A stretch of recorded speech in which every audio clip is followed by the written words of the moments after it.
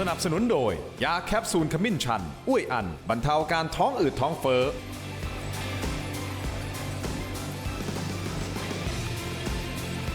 สวัสดีครับตอนรับทุกท่านเข้าสู่รายการถกไม่เถียงนะครับทางช่องวัน31กับผมทินโชคกมลกิจนะฮะคุณผู้ชมแน่นอนประเด็นที่ร้อนแรงที่สุดณตอนนี้ก็คือเรื่องของประกันสังคม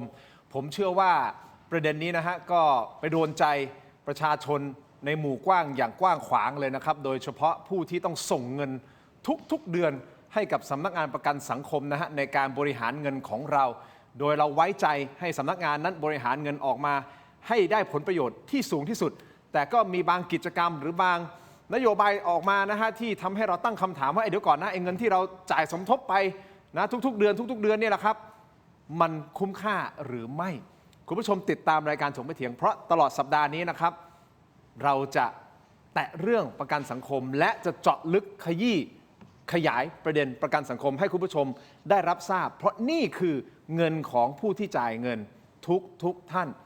ไม่ใช่เฉพาะแค่น้องๆทีมงานพี่ๆทีมงานของผมนะครับ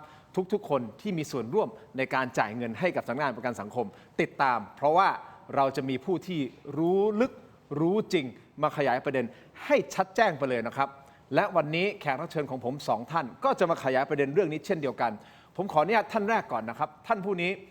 แน่นอนฮะเรื่องของคอร์รัปชันท่านไม่เอานะและเรื่องนี้ถามว่าสำนักงานประกันสังคมมีคอร์รัปชันหรือไม่อย่างไรคุณผู้ชมทราบอยู่แก่ใจแต่วันนี้นะฮะคุณหมอท่านนี้มานั่งอยู่ในรายการเพื่อที่จะมาชี้ให้เห็นเลยนะครับว่าถ้าเป็นประเด็นสำนักงานประกันสังคมท่านจะแก้ปัญหาภายในอย่างไรถ้าท่านได้มีโอกาสมาบริหารงานนะครับท่านเป็นหัวหน้าพรรคไทยพักดีนะครับนายแพทย์วรงค์เดชกิจวิกรมครับสวัสดีครับสวัสดีครับคุณครับส่วนขวามือของผมนะครับนักวิชาการอิสระฝีปากกล้าและมีข้อมูลด้วยนะฮะคุณผู้ชมครับเกี่ยวกับสำนักงานประกันสังคมนะครับขอต้อนรับครับอาจารย์ศิโรจน์คล้ามไพบูลย์ครับสวัสดีครับอาจารย์ครับขอบคุณทั้งสองท่านที่ให้เกียรติรายการถกไม่เถียงคุณผู้ชมฮะที่ชมรายการอยู่ตอนนี้โหวตกันเข้ามาได้นะครับทำไมเราถึงตั้งคำถามว่าคุณสนใจจะกาโหวตโนหรือไม่ทำไมเราถึงตั้งคำถามนี้ ก็เพราะว่าล่าสุดฮะคุณสนธิลิ้มทองกุลประธานที่ปรึกษาสำนักพิมพ์บ้านพระอาทิตย์และนักเคลื่อนไหวทางการเมืองประกาศจุดยืนชัดเจนชวนทุกคนโหวตโนแต่หากใครกลัวคะแนนทิ้งน้ำแล้วก็ให้โหวตให้คุณหมอวรงค์ฮะพรรคไทยพักดีเบอร์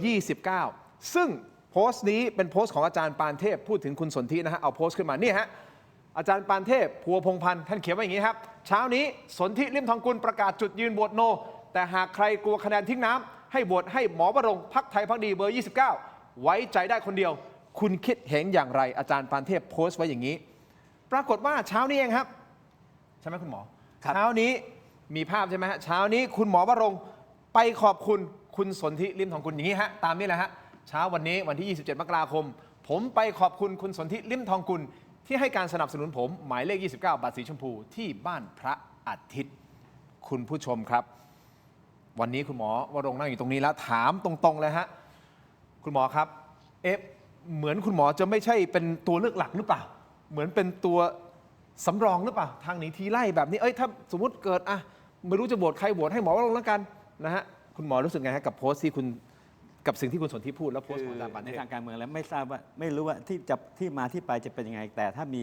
คนที่มีอิทธิพลหรือว่ามีเป็นอินฟูใหญ่ที่สามารถโน้มน้าว FC ได้นะทุกคนต้องดีใจฮะไม่ว่าจะเป็นใครถ้าบอกยังไงก็แล้วแต่จะดีช่วยเอาคนนี้ไว้ก่อนยังไงก็แล้วแต่ผมเพื่อเรื่องนี้มันเป็นเรื่องที่เป็นสัญญาณที่ดีอย่างน้อยผมก็ต้องดีใจคำพูดที่มีความรู้สึกไว้เนื้อเชื่อใจผมแล้วผมก็มีความรู้สึกว่าผมเชื่อใจได้ผมเชื่อว่าผมเชื่อใจได้ทำไมคุณคิดว่าทำไมคุณสนธิถึงเชื่อใจคุณหมอวรงค์ก็คุณสนธิก็พูดชัดเจนว่าดูผมทำงานเห็นผมสู้เรื่องโครงการทุจริตโดยเฉพาะเรื่องจำนำข้าวมันจับต้องได้และต้องบอกอย่างนึงนะว่าการสู้เรื่องจำนำข้าวมันสู้ต้อง5-6 ปีนะไม่ใช่สู้อภิปรายเสร็จแล้วก็จบคืออะไรก็แล้วแต่ที่ไม่ถูกต้องผมออกมาสู้ตลอดและผลที่มันเกิดขึ้นจริงๆที่ทั้งนายกรัฐมนตรีและผู้เกี่ยวข้องทั้งติดคุกและหนีไปต่างประเทศผมว่าอันนี้มันเป็นการันตีอย่างหนึ่งมันจึงทำให้คุณสนธิส่วนหนึ่งเชื่อใจที่ผมได้ทำสิ่งนี้และผมคิดว่าในช่วงที่ผมไม่มีตำแหน่งผมก็ร่วมมือกับภาคประชาชนในการสู้ตลอดนะไม่ว่าจะเป็นเรื่อง MOU 4344หรือแม้แต่เรื่องชั้น14และจนกระทั่งนำไปสู่ผลลัพธ์ที่มันเกิดขึ้นแต่ผมถือว่ามันเป็นเครดิตที่ผมร่วมมือกับภาคประชาชนภายใต้การนำของคุณชาญชัยแล้วมันก็เลยเป็นผลที่คุณสนธิ ประกาศผมก็ตกใจนะผมพูดจากใจแล้วเพราะผมไม่ทราบว่าคุณสนธิประกาศเรื่องนี้จนถ้ามี FC อ่ะโทรศัพท์หาผมหลายคน แล้วผมได้เห็นคลิป แล้วผมก็มีความรู้สึกว่าผมต้องไปขอบคุณแล้ว เพราะผมถือว่าคนระดับคุณสนธิปกติแล้วท่านก็วิพากษ์วิจารณ์นักการเมืองเยอะ แต่ด้วยคำพูดที่มีความรู้สึกไว้ใจผมคนเดียวเนี่ยผมก็ไปบอกว่าพี่สนธิครับ ผมยืนยันว่าผมไว้ใจได้ โอเค อันนี้คือมุมของคุณหมอวรงค์นะ แต่ ครับ ผมให้อาจารย์ศิโรจน์นะฮะ ในฐานะเป็นคนกลางๆแล้วกัน นักวิชาการอิสระที่วิเคราะห์การเมือง ครับ มูฟนี้ของคุณสนธิมันมีนัยยะอะไรซ่อนเร้นในนี้หรือเปล่า ก็ ถ้าจะให้อาจารย์วิเคราะห์ คือคุณสนธินี่ก็ถือว่าเป็นอินฟลูเอนเซอร์ ฮะ คนที่เรียกว่าอนุรักษ์นิยมหน่อย ครับ นะครับแล้วตอนนี้พรรคที่หาเสียงด้วยจุดยืนแนวอนุรักษ์นิยมนี้ก็มีคล้ายๆกันเมื่อกี้คุยคุณหมอก็เอ๊ะพรรคไทยพรรคดีพรรครักชาติเนี่ยนะครับเรื่องที่หาเสียงก็คล้ายๆกันนะครับหรือแม้กระทั่งภูมิใจไทย ฮะ นะครับเขาก็ชูประเด็นนี้นะครับแล้วก็ผมว่าคุณสนธิก็คงส่งสัญญาณแหละครับว่าสำหรับคนที่คิดแบบคุณสนธิเนี่ยนะครับอย่าไปเผื่อใจให้ภูมิใจไทย อย่าไปเผื่อใจให้พรรครักชาตินะครับอย่าไปเผื่อใจให้โอกาสใหม่นะครับให้มาช่วยพรรคไทยพรรคดีนะครับอันนี้ก็คงจะเป็นเรื่องที่ค่อนข้างชัดเจนนะครับว่าสำหรับแฟนคลับคุณสนธิอย่าไปเลือกภูมิใจไทย อย่าไปเลือกคนอื่นมาเลือกไทยพรรคดีกัน แต่คุณสนธิบอกว่า เอ๊ะ จุดยืนชัดเจนก็คือชวนทุกคนโหวตโน ครับ แต่ถ้าไม่โหวตโนเลือกหมอวรงค์เอาเป็นว่าตกลงก็คือเป็นแท็กติกในการที่จะให้ทุกคนมาโหวตหมอวรงค์หรือว่าให้โหวตโนกันแน่ ผมว่าคงอยากจะให้คนโหวตโนมากกว่า ทำไม ครับเพราะว่าคุณสนธิเรียกร้องเรื่องแนวโหวตโนเนี่ยหลายผมเท่าที่ผมจำได้สมัยหลังปี 49 นะครับถ้าจำไม่ผิดคุณสนธิก็เคยเรียกร้องอะไรทำนองนี้นะครับว่าถ้าเกิดใครไม่พอใจพรรคการเมืองไหนเลยก็ให้ไปโหวตโนนะครับซึ่งจริงๆก็มีการเรียกร้องแบบนี้มาตลอดนะครับแต่ว่าในเมื่อถามเรื่องนี้แล้ว อันนี้ผมไม่ได้จะเถียงกับคุณสนธินะครับเดี๋ยวโดนแกด่ากลับนะครับต้องบอกไว้ก่อนเพราะคุณสนธิจะชอบด่าคนกลับ ฮะ แต่ผมเนี่ยไม่ค่อยเห็นด้วยกับสูตรเรื่องโหวตโนนะครับเพราะว่าพอโหวตโนเนี่ยเสียงเรามันไม่ถูกนับไงครับ ครับ มันได้ความสะใจว่าเราไม่ชอบใครเลยแต่ในที่สุดแล้วมันไม่สามารถหยุดคนที่เราไม่ชอบได้อะ ครับ นะครับคือผมว่าวันนี้เรามีคนที่เราไม่ชอบในเรื่องการเมืองเยอะนะครับทีนี้ถ้าเราอยากจะหยุดคนที่เราไม่ชอบเนี่ยผมคิดว่ามันควรจะต้องโหวตใครคนใดคนหนึ่ง ถ้าไม่ไปโหวตเนี่ยเสียงเราไม่ถูกนับ ครับ นะครับโอเคก็อาจจะรู้มีคนโหวตโนแต่ว่ามันหยุดคนที่เราไม่ชอบไม่ได้ ในความเห็นของผมเป็นแบบนี้นะครับส่วนคนอื่นจะโหวตโนก็ตามอัธยาศัยแต่ละคน แต่ผมชอบที่คุณสนธิแกบอกมากกว่าว่าถ้าไม่โหวตโนก็โหวตคุณหมอไปแล้วกัน ฮะ อย่างน้อยเสียงมันไม่ตกน้ำนี่ครับ อ่าๆ แต่ถ้าไม่เป็นโหวตโนเนี่ยเสียงมันหายไป หายไป งั้นก็โหวตหมอมาลงไปแล้วกัน ครับ นะครับ เมื่อวานนี้นะฮะคุณผู้ชมเพิ่มเติมนิดหนึ่งฮะรัฐมนตรีประจำสำนักนายกรัฐมนตรีนะครับก็คือคุณสุภมาศอิสระภักดีนะครับในฐานะที่ท่านดูแลพื้นที่กรุงเทพมหานครของพรรคภูมิใจไทยนะครับท่านก็ได้พูดบางช่วงบางตอนระหว่างลงพื้นที่นะฮะบอกว่าใครรักลุงตู่ครั้งนี้ลุงตู่ไม่ได้ลง ก็ขอคะแนนให้ลุงหนูนะคะ หรือใครที่ไม่รักเรา แต่กลัวคนอื่นจะมาไม่เลือกเราเขามาแน่นะคะ เพราะฉะนั้นอย่าให้เสียงแตก นี่คือสิ่งที่ท่านพูด วันนี้นักข่าวก็เลยไปเจอคุณสุภมาศและก็ถามว่าประชาชนควรที่จะเลือกในเชิงยุทธศาสตร์ เพื่อไม่ให้เสียงแตกใช่หรือไม่ ท่านตอบว่าอย่างไร ฟังก่อนที่จะมาฟังทั้งสองท่านวิเคราะห์ครับเชิญครับ รอบนี้จริงๆก็มีแค่2ฝั่งนะคะฝั่งซ้ายกับฝั่งขวานะคะก็จะมีแค่ฝั่งเราคือมุมน้ำเงินนะคะกับอีกมุมหนึ่งนะคะเท่านั้นก็อย่างที่บอกนะคะคือไม่เลือกเราเข้ามาแน่ก็ขอร้องพี่น้องทุกคนนะคะว่าถ้าอยู่ฝั่งเราอะนะคะซึ่งฝั่งเราก็คงจะประกอบด้วยหลายๆสีด้วยกันนะคะแต่แน่นอนว่าคงจะรู้ว่าเลือกสีอื่นไปคะแนนแตกเสียงหายคะแนนทิ้งน้ำแน่นอนนะคะยังไงก็ขอให้ทุกท่านที่อยู่ฝั่งเราเนี่ยอย่าให้เสียงแตกนะคะมาเลือกภูมิใจไทยเพื่อให้ภูมิใจไทยเนี่ยได้อยู่ฝั่งมุมน้ำเงินนะคะหัวหน้ามุมน้ำเงินก็คือคุณอนุทินนะคะจะถ้ารักคุณอนุทินรักคุณสุปจีรักคุณศรีหศักดิ์รักคุณเอกนิติรักสบิดารักคุณชัยชนกหลายๆคนเนี่ยแน่นอนว่าก็รู้ว่าท่านเลือกมุมน้ำเงินแน่นอนนะคะ แต่ถ้าบอกว่าเราท่านไม่ได้ชอบเรามากนะคะ แต่ว่าท่านก็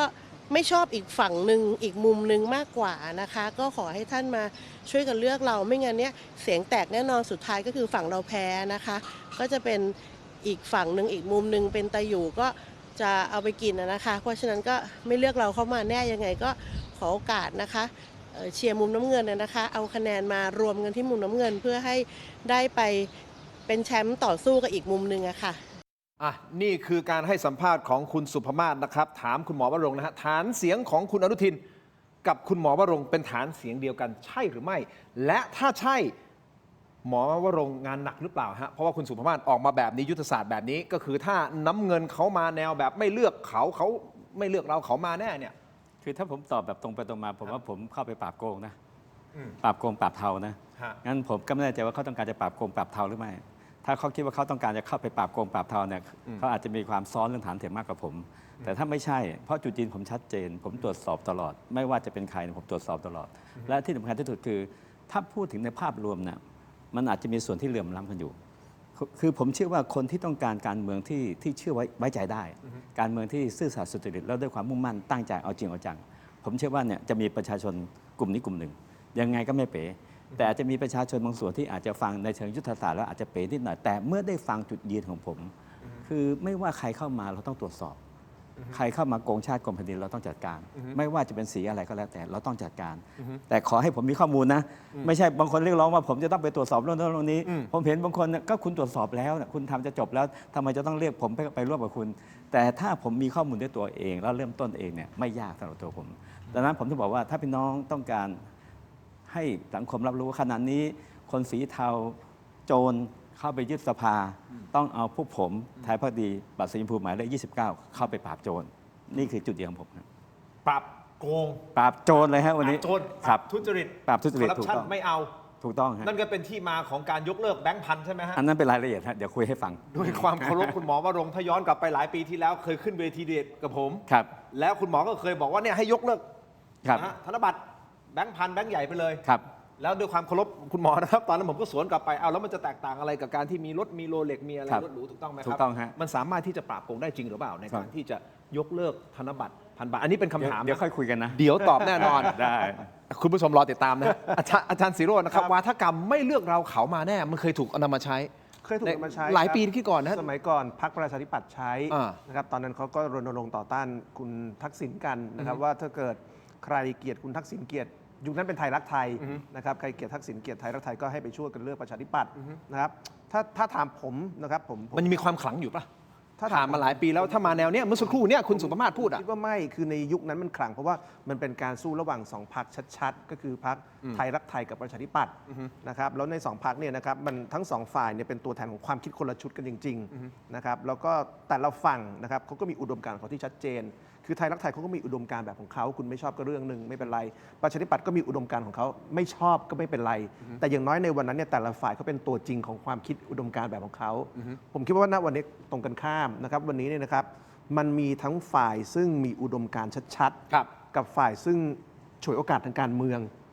นะครับผมคิดว่าวันนี้นะครับเวลาเราดูพรรคการเมือง ไม่ว่าจะเป็นพรรคไหนก็ตามเวลาพูดวาทกรรมประเภทไม่เลือกเราเขามาแน่นะครับอย่างเช่นเมื่อสักครู่นี้รัฐมนตรีพูดเรื่องของไม่เลือกเราเขามาแน่ ซึ่งก็คงจะหมายถึงพรรคก้าวไกลนะครับทำนองว่าถ้าเกิดใครคิดแบบอนุรักษ์นิยมเนี่ยให้เลือกภูมิใจไทยเนี่ยถ้าอย่างนี้ยผมไม่ค่อยเห็นด้วยนะครับผมคิดว่าวันนี้การเมืองเรามีคนที่มีอุดมการณ์หลากหลาย มีทั้งคนที่ชอบเรื่องอนุรักษ์นิยมเสรีนิยมนะครับเรื่องประชาธิปไตยต่างๆนานาและขณะเดียวกันเราก็มีนักการเมืองกลุ่มที่เขาพร้อมจะฉวยโอกาสทางการเมืองนะครับผมคิดว่าวันนี้นะครับประเทศไทยไม่ได้อยู่ในภาวะของการที่จะมาบอกว่าไม่เลือกเราเขามาแน่นะครับแต่ว่ามันเป็นภาวะของการที่เราควรจะต้องไปเลือกพรรคการเมืองซึ่งเอานโยบายที่ดีที่สุดต่อประเทศเป็นตัวตั้ง จะเลือกใครช่วยดูว่าหนึ่งนายกของเขาเนี่ยน่าเลือกไหมมีฝีมือไหมนั่นคือสิ่งที่คนไทยควรจะใช้ในการเลือกตั้งนะครับจะเลือกใครช่วยดูว่าคนที่จะเป็นนายกของเขาใช้ได้ไหมมีฝีมือไหมซื่อสัตย์สุจริตไหมบริหารเป็นไหมนี่คือข้อที่ 1 ข้อ 2พรรคการของเขามีนโยบายที่จะบริหารประเทศเป็นแพ็กเกจระยะยาวตลอด4 ปีหรือเปล่าบริหารประเทศคือบริหารเงินปีละ 3.4 3.5 ล้านล้าน4 ปี 18 ล้านล้านมันต้องมีวิสัยทัศน์ชัดเจนเพราะฉะนั้นจะเลือกใครข้อ 2 คือดูว่าเขามีนโยบายชัดเจนไหมสำหรับการทำงานประเทศ4 ปีบริหารเงินเรา17 ล้านล้านข้อ 3 ดูเขามีทีมคณะรัฐมนตรีไหมถ้าตามผมคิดอย่างนี้นะครับว่าจะเลือกใครเนี่ยอย่าไปสร้างวัฒกรรมประเภทไม่เลือกเราขอมาแน่ถ้าเกลียดคนนั้นเลือกพวกเราสมมติผมเป็นคนที่ไม่ชอบพรรคก้าวไกล พรรคประชาชน ผมไม่ชอบพรรคประชาชนขอโทษทำไมผมต้องเลือกพรรคภูมิใจไทยผมเลือกพรรคหมอวรงค์ก็ได้เพราะผมชอบหมอวรงค์ตรวจสอบจำนำข้าวผมน้อยใจว่าตอนที่ภูมิใจไทยเป็นรัฐบาลไม่เห็นตรวจสอบจำนำข้าวเท่าหมอวรงค์ใช่ไหมครับมันไม่จำเป็นนี่ครับว่าคุณไม่ชอบพรรคประชาชนจะต้องไปเลือกภูมิใจไทยไปเลือกพรรครักชาติก็ได้ชอบคุณชัยวุฒิแกเต้นมันดีผิดตรงไหนเขาก็อุดมการณ์อนุรักษ์นิยมเหมือนกันฉะนั้นดังนั้นผมว่าวันนี้เอาอย่างนี้ดีกว่านะครับถ้าคุณจะเลือกพรรคไหนเนี่ยดูอุดมการณ์ได้ไม่เป็นไรแต่ในการเลือกขั้วทางอุดมการณ์เนี่ยคุณช่วยดูคนเป็นนายก ว่าเขาซื่อสัตย์สุจริตไหมเขาทำงานเป็นไหมนะครับดูทีมงานดูนโยบาย ผมว่าดูพวกนี้ไม่อย่างนั้นมันจะกลายเป็นยุคของการแบบอ้างว่าถ้าคุณเกลียดพรรคนั้นมันเลือกเราสิเอาถ้าเกลียดพรรคนั้นมันเลือกพรรคคุณแล้วถ้าพรรคคุณห่วยกับพรรคนั้นหรือพรรคคุณเป็นพวกฉวยโอกาสทางการเมืองไงจะทำยังไงใช่ไหมครับ อันนี้คือมุมมองของอาจารย์ศิ ใช่ โรจน์ คือ นะครับ คืออุดมการณ์เนี่ยดีแต่ต้องระวังคนที่ใช้อุดมการณ์เป็นเครื่องมือฉวยโอกาสทางการเมืองอย่างมาว่าลงเนี่ยในอุดมการณ์ที่แกคิดเนี่ยแกของจริงไง ครับ กี่ยุคกี่สมัยแกก็พูดของแกอย่างเงี้ยชัด ยืนยัน ว่าเขาคิดของเขาอย่างนี้ เออ ไม่ได้เปลี่ยนแปลง ไม่เปลี่ยนนะครับ ปี 49 แกพูดยังไง ปีนี้แกพูดเหมือนเดิม ฮะ 53 57 62 แกพูดยังไงวันนี้แกพูดเหมือนเดิมว่าในแนวทางแกเนี่ยแกชัด แต่ผมไม่รู้ว่าพรรคการเมืองอื่นที่มาพูดเรื่องอนุรักษ์นิยมตอนนี้เนี่ย ครับ ชัดหรือว่าเป็นพวกฉวยโอกาสทางการเมือง อ่ะอาจารย์ศิโรจน์พูดถึงดูนายกด้วยว่านายกจะบริหารประเทศอะไรยังไง งั้นผมถามหมอวรงค์นะคุณหมอครับ ถ้าสมมุติเกิดคุณหมอได้รับเลือกได้เข้าไปเป็นสส ครับ และปรากฏว่าจะต้องฟอร์มรัฐบาล ครับ ในมุมของคุณหมอด้วยความเคารพคุณหมอนะครับถึงแม้คุณหมอจะเป็นแคนดิเดตนายกรัฐมนตรีก็ตาม ก็คง ครับ ไม่ได้ ถูกต้อง ไม่ได้ไปดำรงตำแหน่ง ครับ แต่คุณหมอจะเลือกใครเป็นนายกรัฐมนตรี ผมเชื่อว่าคำถามนี้ ไม่รู้ว่ามีคนเคยถามคุณหมอหรือเปล่าแต่ผมจะถามตอนนี้แต่ผมยังไม่ขอคำตอบนะฮะผมขออนุญาตพักสักครู่สั้นๆ เดี๋ยวช่วงหน้ากลับมาฟังคุณหมอวรงค์นะครับ ถ้าได้ร่วมรัฐบาล คุณหมอจะโหวตใครเป็นนายกรัฐมนตรีนี่คือเป็นที่หนึ่งประเด็นที่สองครับ35 ล้านบาทเยอะไหมฮะ เยอะสิครับ เยอะนะครับแล้ว 35 ล้านบาทไปตัดสูตร โอ้โหน่า ให้ เกลียด 7,000 คนของสำนักงานประกันสังคม เยอะไหมครับจำเป็นไหมครับ ช่วงหน้ากลับมาฟังครับ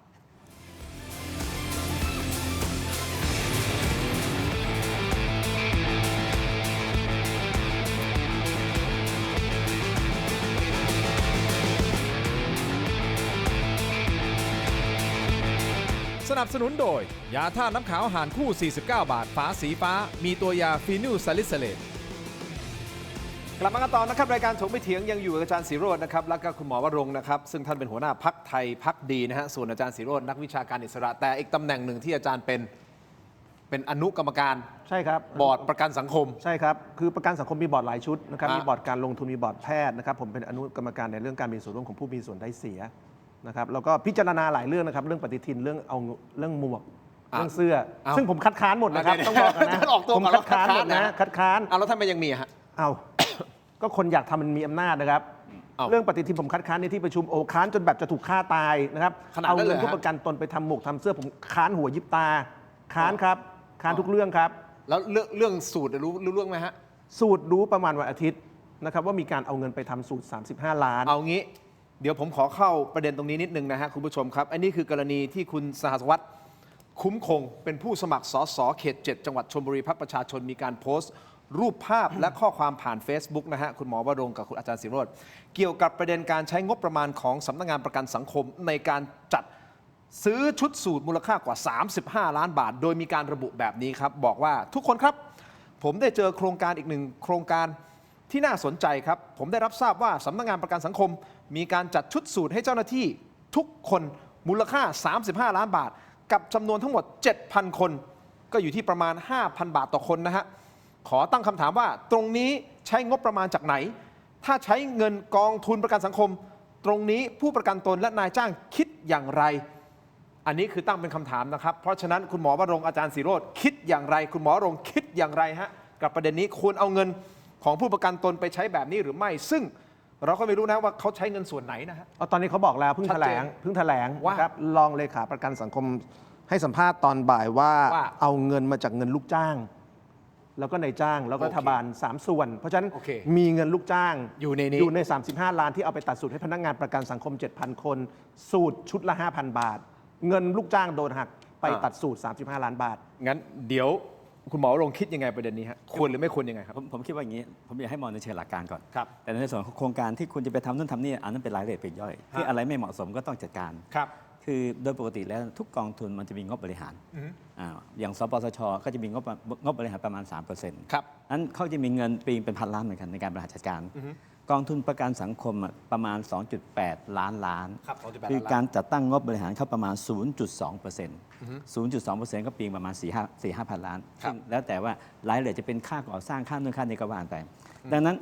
การบริหารจัดการของกองทุนมันมีงบบริหารเป็นเรื่องปกติ แต่คำถามว่าการที่คุณจะเอาเงินเข้าไปนั่ง business class หรือจะเอาไปตัดสูตรเนี่ยผมให้ 50-50 นะ ผมไม่ได้แบบสุดโต่งจนว่า ผมเห็นหลายหน่วยงาน แม้แต่สภาก็เอาเงินภาษีประชาชนมาตัดสูตรให้กรรมาธิการทุกคน คือสสทุกคนเป็นกรรมาธิการก็มีการตัดสูตร หลายหน่วยงานเนี่ยก็จะใช้งบประมาณที่ได้มาก็คือเงินภาษีประชาชนในการตัดสูตร โดยส่วนตัวผมเองเนี่ยผมไม่ได้มองว่าเรื่องนี้เนี่ยมันเป็นเรื่องคอขาดบาดตายถึงขนาดว่าจะต้องมาลื้อใหญ่ประกันสังคม ถ้ามีความรู้สึกว่ามันมากเกินไปมันแพงเกินไปเราควรจะตรวจสอบตรงนี้มากกว่าในแง่สิทธิประโยชน์หรือสวัสดิการที่ให้กับเจ้าหน้าที่ที่ปฏิบัติหน้าที่ แต่สิ่งที่ผมติงคือราคาที่มันแพงเกินไป แต่การเพราะผมเห็นแทบจะทุกหน่วยงานก็มีการใช้งบประมาณมาในการตัดสูตรแล้วมองกลางๆผมมองแบบกลางๆอย่างเงี้ย มองกลางๆก่อน ใช่ ผมจะได้ถาม แต่ คุณหมอ แต่สิ่งที่ผมมองว่ามันแพงเกินในการตัดขนาดนี้มันแพงเกินไป แล้วก็เงินส่วนที่แพงเกินไปเนี่ยมันไปอยู่ที่ไหน เพราะฉะนั้น ที่ใช่หรือไม่ คุณหมอกำลังบอกว่ามันคือแพงเกิน แต่ไม่ได้ติดว่าเอาเงินของประชาชนเงินของคนที่จ่ายน้องๆเนี่ยจ่ายเดือนละเท่าไหร่เนี่ยเป็นเงินของเขาเป็นหยาดเหงื่อของเขาในการที่ถูกหักแต่ละเดือนคุณหมอไม่ได้ติด คือผม เอาเงิน ผม ข อยา อก ง ให้ ประ มอง ชา อย่าง ช นี้ นมาจ่ายค่าสูตรนะฮะ คือเราดูสวเอาเงินประชาชนไปตัดงบตัดสูตรให้กับสสทุกคนเลยนะก็เงินกรรมาธิการ อันนั้นคือเงินภาษี ก็เงินภาษีก็เงินประชาชนคือผมกำลังมองในเชิงหลักการเองว่ามันก็คือเงินประชาชนเหมือนกัน คือส่วนนี้ก็มีทั้งนายจ้างลูกจ้างแล้วก็เป็นเงินภาษีก็คือเป็นเงินของภาพรวมของประชาชนเหมือนกัน คือในเชิงหลักการเนี่ยผมมีความรู้สึกว่าส่วนใหญ่หลายหน่วยงานมันจะออกมาในรูปนี้เยอะมากงั้นถ้าเราจะตรวจสอบเนี่ยเราควรจะต้องตรวจสอบทุกแม้แต่ในสภาเนี่ยต้องไม่ให้กรรมาธิการเอางบประมาณไปตัดสูตรให้กับสสที่เป็นกรรมาธิการทั้งหมดซึ่งเท่ากับสสทุกคนเป็นกรรมาธิการอยู่แล้วบางคนเป็น2คณะอาจจะได้2ตัวคือผมก็เลยมีความรู้สึกว่าเรื่องนี้มันเป็นรายละเอียดปลีกย่อยที่โอเคในส่วนที่แพงผมเห็นด้วยนะคุณตัดตั้ง 7,000 ตัวราคาเนี่ยมันโคตรแพงเลยอย่างเงี้ยควรจะตรวจสอบคุณตรวจสอบเรื่องแพงมากกว่าแต่ในส่วนเรื่องตรงนี้ผมว่ามันไม่ใช่เป็นเรื่องใหญ่โตซึ่งมันมีเรื่องใหญ่โตที่เราต้องคุยกันต่อ โอเคนี่มุมมองของคุณหมอวรงค์คุณอาจารย์ศิโรจน์คิดยังไง ผมไม่เห็นด้วยเลยครับผมรู้สึกว่าถ้าถามผมพูดตรงๆนะครับตอนผมเป็นอนุกรรมกา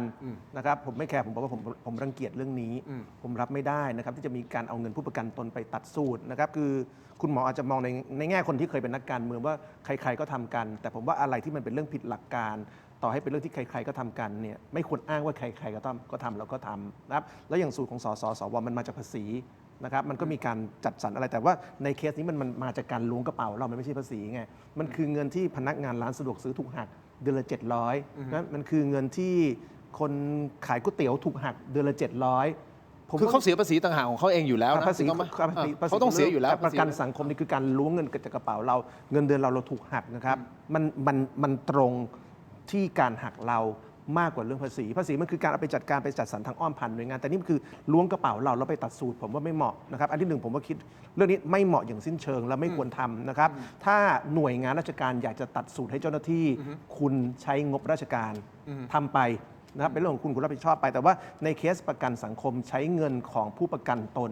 35 ล้านไปตัดผมว่าไม่ควรนะครับหน่วยงานราชการอยากจะให้เจ้าหน้าที่ของตัวเองมีสูตรใช้งบราชการข้อที่1นะครับข้อที่2ผมว่าค่านิยมว่าควรจะต้องมีการตัดสูตรให้เจ้าหน้าที่เนี่ยเลิกได้แล้วมันมีความจำเป็นนะครับประชาชนไม่แคร์หรอกว่าประกันสังคมมีสูตรหรือเปล่าสิ่งที่เราอยากได้คือบริการต่อเราที่ดีนะครับบริการทางการแพทย์ที่ดีนะครับบริการคนตกงานที่ดีการจัดสรรบำนาญที่คล่องตัวรวดเร็วนะครับหรือว่าการเงินไปช่วยผู้ประกันตนในด้านอื่นๆนะครับสูตรบนร่างกายเจ้าหน้าที่ประกันสังคมไม่ได้เกี่ยวข้องกับการดูแลผู้ประกันตนนะครับผมคิดว่าข้อ 2 นี้ก็ไม่เหมาะแล้วก็3นะครับ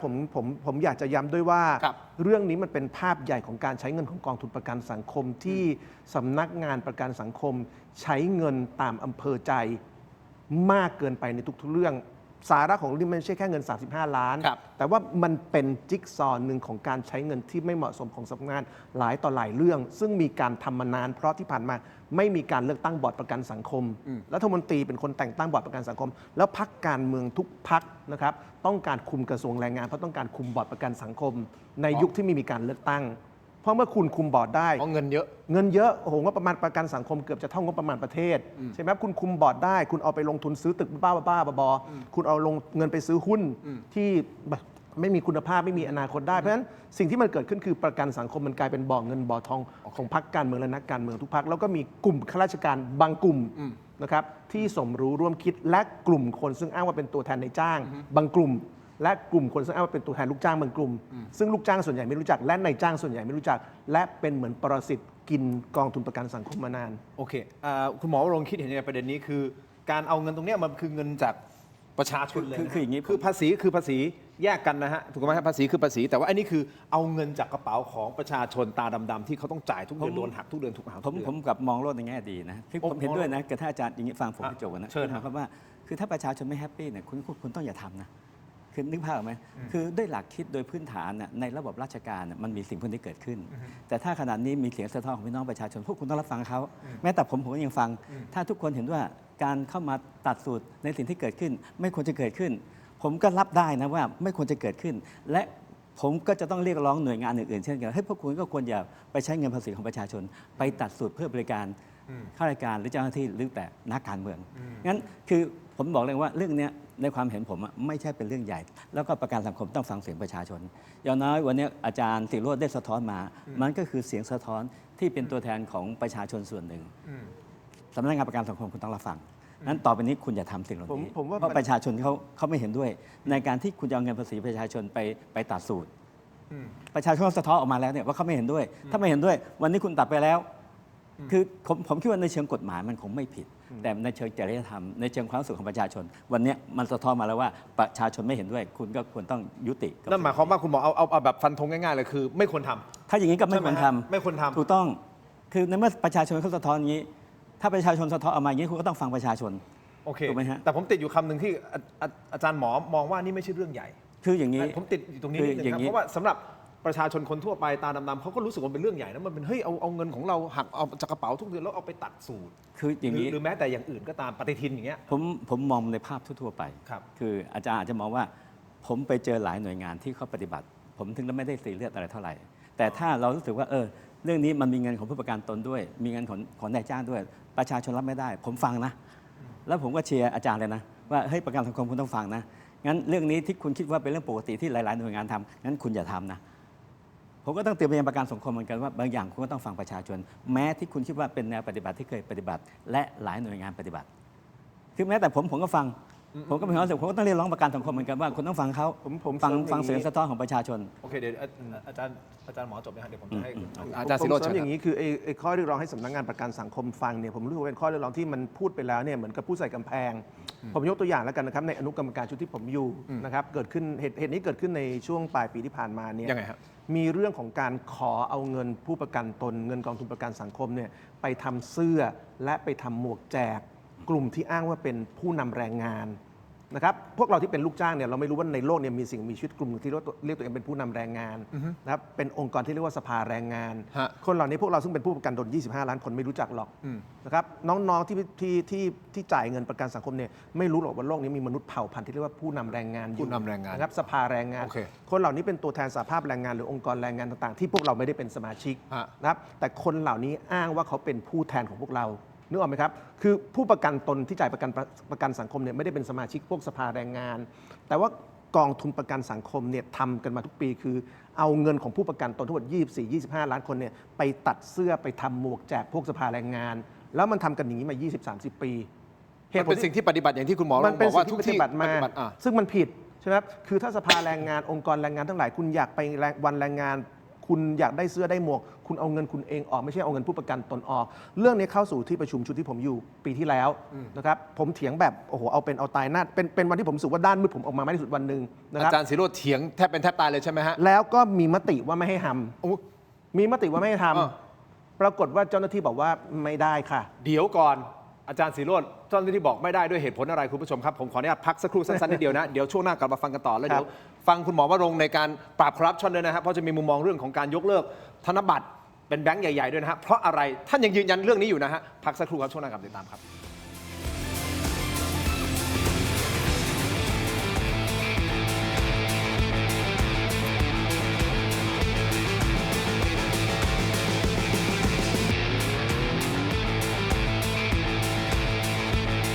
สนับสนุนโดย Lift Up Your Life สร้างสรรค์ความสุขให้ชีวิต Seagull Electric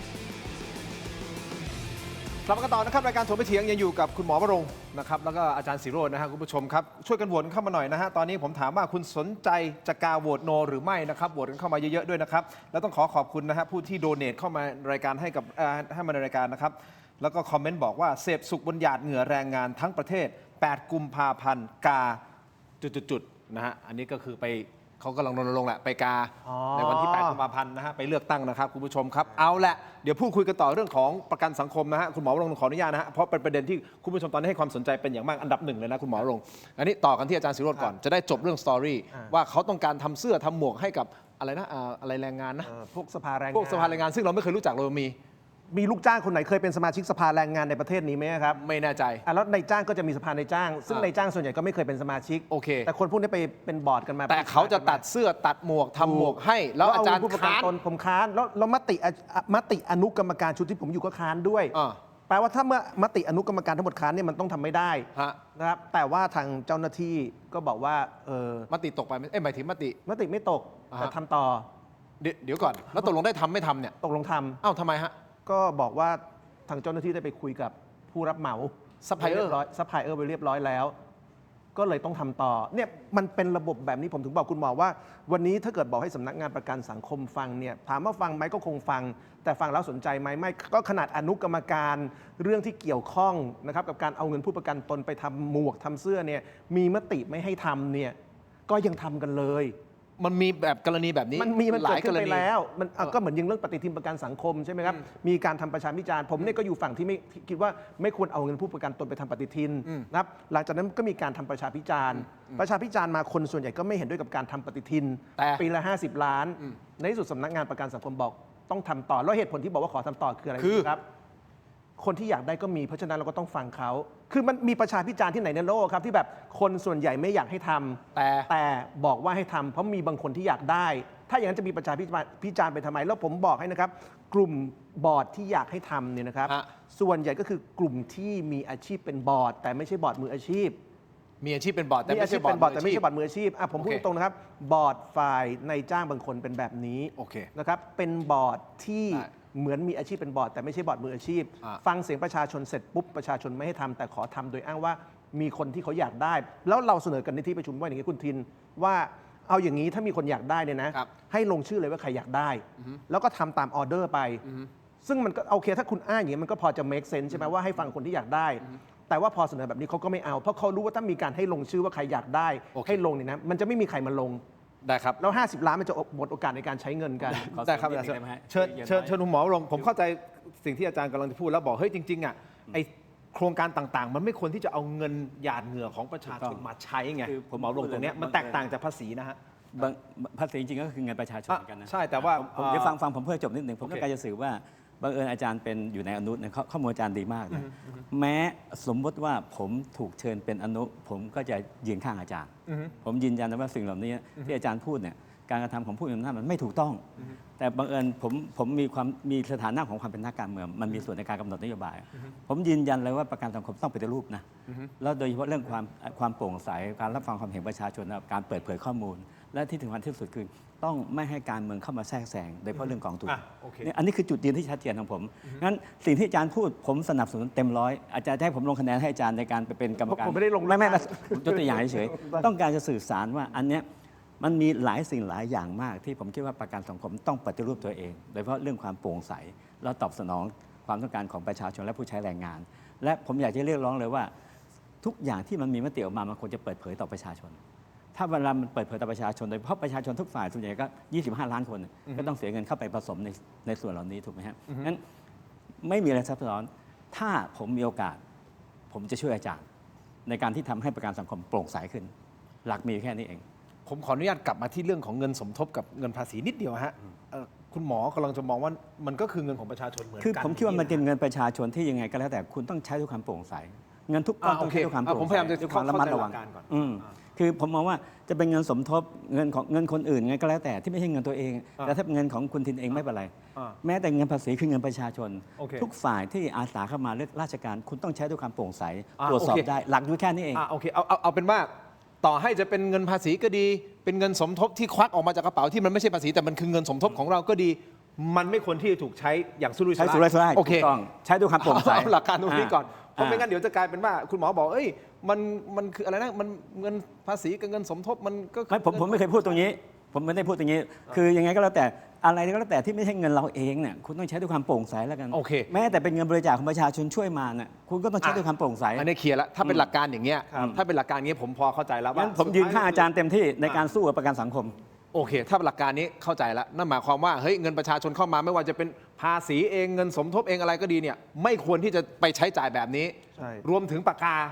อืม ที่มีการให้กับอนุกรรมการใช่ไหม เพราะปากกานี่ให้กับคนเยอะมากผมยังได้เลยครับ อันนี้เอาขึ้นมาโชว์หน่อย แต่เนี่ยผมจะเตรียมเอาไปคืน นี่เดี๋ยว แต่ต้องเล่าก่อน นี่ที่เขาบอกนะ นี่ มี ปากกา ปากกา Parker นะครับเนี่ยมี นี่ปากกาปาร์เกอร์อาจารย์ก็ได้รับเหมือนกัน ได้เลยครับแต่คุณทินดูผมไม่เคยแกะเลยเห็นถูก เนี่ยผมเห็นตอนแร ไม่ ก เคยแกะให้มายังไงก็อยู่ในสภาพเดิม แล้วเดี๋ยวประชุมคราวหน้าจะเอาไปคืนทีนี้บางคนอาจจะถามว่า เดี๋ยวก็แล้วเอามาทำไมตั้งแต่ตอนแรกครับ ก็อยู่ในที่ประชุมนะครับ มันมีเอกสารเป็นกองเขาก็วางกองกันเข้ามา อ่าฮะ แล้วคุณทินก็รู้ว่าผมยุ่งคุณทินเห็นผมมาที่ช่องนี้แต่ละครั้งเนี่ยชีวิตผมเป็นยังไง พลุงพลังมากอ่ะ กินข้าว กินไปพิมพ์บทความไปพิมพ์บทความไปดูโพสต์นู่นโพสต์นี่ไป อ่า ชีวิตผมไปไหนเป็นอย่างนี้อยู่แล้ว เพราะฉะนั้นเวลาไปอย่างนี้เนี่ยประชุมประกันสังคมเสร็จ ผมก็ต้องมีภารกิจไปช่องนั้นช่องนี้ เพราะฉะนั้นใครวางอะไรผมก็เก็บกลับบ้านนะครับแล้วดูสภาพเนี่ยเราก็ไม่รู้ว่ามันเป็นอะไร เราไม่ได้สังเกตใช่ไหมพอตอนหลังถึงรู้ว่าอ๋อมันเป็นปากกาแล้วผมไม่รู้ว่าปากกานี้มันมีมูลค่าเท่าไหร่ คือปาร์เกอร์ทุกวันนี้มันเป็นของมีราคาหรือเปล่าผมยังไม่รู้แล้วผมเป็นคนไม่เข้าห้าง แบบนี้ควรไหม ไม่ควรครับ ไม่ควรครับ ไม่ควรอย่างสิ้นเชิง ไม่ควรให้ใครเลย แล้วตอนแรกอาจารย์เอามาทำไม อาจารย์ไม่ได้บอกไปคืนเขาณตอนนั้นเลยเหรอ ไม่ได้บอก เป็นของข แต่ วัญ พอเห็นแล้วก็จะเอาไปคืน อ๋อ พอเห็นแล้วก็จะเอาไปคืน ไม่ใช่พอเป็นกระแสปุ๊บจะเอาไปคืนตอนนี้ ไม่ นะ ใช่ไม่ใช่ คือคุณทินคิดว่าผมขัดสนจนต้องอยากได้ปากกาอย่างนี้ไหมครับ อันนี้ก็มาจากหยาดเหงื่อของประชาชน ผมไม่แน่ใจว่าเขาใช้เงินกองไหน อันนี้เราไม่รู้ แต่ว่าถึงเป็นเงินราชการก็ไม่ควรให้นะ ผมย้ำนะครับในเคสปากกาอย่างนี้ถึงเป็นเงินราชการก็ไม่ควรให้ อืม นึกออกไหมครับประเด็นของปากกาเนี่ยไม่ว่าจะเป็นเงินผู้ประกันตนหรือเงินหลวงก็ไม่ควรให้นะครับเราต้องย้ำว่าตอนที่ให้เนี่ยนะครับเขาวางไว้ทุกคนเห็นอยู่ข้างหน้านะครับไม่ได้บอกว่าอะไรยังไงด้วยนะครับแต่ผมนี่จะเอาไปคืน อย่างนี้นะฮะต้องบอกก่อนนะครับว่าด้วยความเคารพแบรนด์ปากกาไม่ได้เกี่ยวข้องกับเรื่องนี้นะฮะอันนี้คือเขาเป็นแบรนด์ของเขาเฉ ใช่ ยๆแต่เรากำลังพูดถึง ใช่ หลักการที่ว่าอยู่ดีๆ แต่แล้วคุณ มี ทิน ของ ดู มา เนี่ย ให้ ผมก็เนี่ยนะครับ ใช่ไม่ได้ ผม เปิด ก็ไม่ได้แกะนะครับ อันนี้ซีลอ๋อนี่ซีลออริจินอลเลยเนี่ย อืม ใช่ไหมโอเค จริงๆ แล้วผมอยากจะ อย่างเงี้ย ช่วยโอกาสนี้แล้วผมอยากจะเตือนไปยังผู้มีอำนาจของประกันสังคมนะให้คุณอายไหมเนี่ยจริงๆ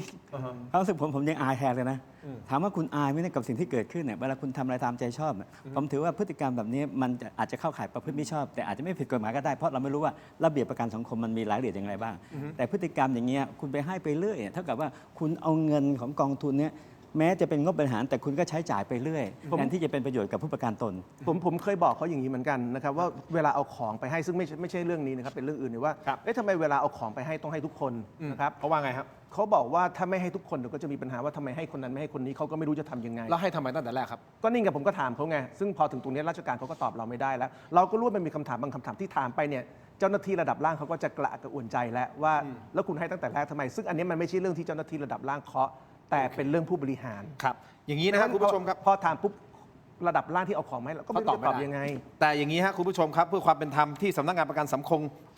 สำนักงานใหญ่ที่จังหวัดนนทบุรีเองนะครับมีการประชุมบอร์ดประกันสังคม ชุดที่ 14 ครั้งที่ 2/2569 ซึ่งการประชุมวันนี้ต้องมีกรรมการทุกฝ่าย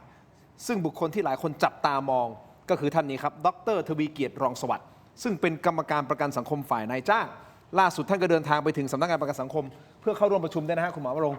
ขณะที่ผู้สื่อข่าวพยายามสอบถามถึงประเด็นกระแสสังคมณตอนนี้ที่ออกมาพาดพิงว่ามีการทวงบุญคุณผู้ประกันตนนะว่าจริงหรือไม่อย่างไร ซึ่ง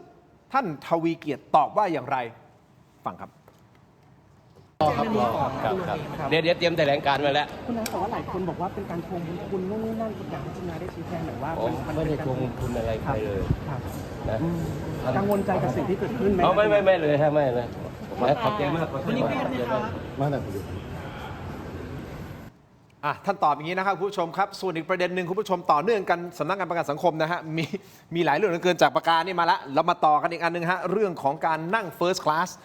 ซึ่งคุณไอซ์รัชนกศรีนอกผู้สมัครสสบัญชีรายชื่อของพรรคประชาชน ก็มีการโพสต์ภาพ แล้วก็เปิดรายชื่อคุณพิพัฒน์รัชกิจประการท่านเป็นอดีตรัฐมนตรีว่าการกระทรวงแรงงาน โดยอ้างว่านะเป็นบุคคลที่กล้าใช้เงินผู้ประกันตนนั่งเครื่องบิน First Class แต่ต่อมามีการแก้ไขข้อความว่าคุณพิพัฒน์ไม่เคยนั่ง First Class เคยนั่งแต่ Business Class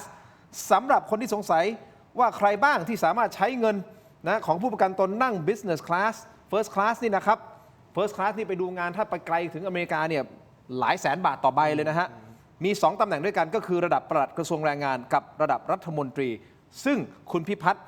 นะฮะท่านก็โพสต์ Facebook แจงความจริงในประเด็นนี้เดี๋ยวเราไปต่อกันที่ออนไลน์นะครับคุณผู้ชมครับเทโรดิจิทัลใน YouTube นะฮะ Facebook ถกไม่เถียงแล้วไปต่อกันยาวๆกันเลยนะฮะเดี๋ยวไปพบกับคุณหมอวรงค์กับอาจารย์ศิโรจน์ในช่วงของออนไลน์สำหรับทีวีนะครับขอบคุณทั้งสองท่าน ขอบคุณมากครับ เจอกันในออนไลน์ถกไม่เถียงครับสวัสดีครับ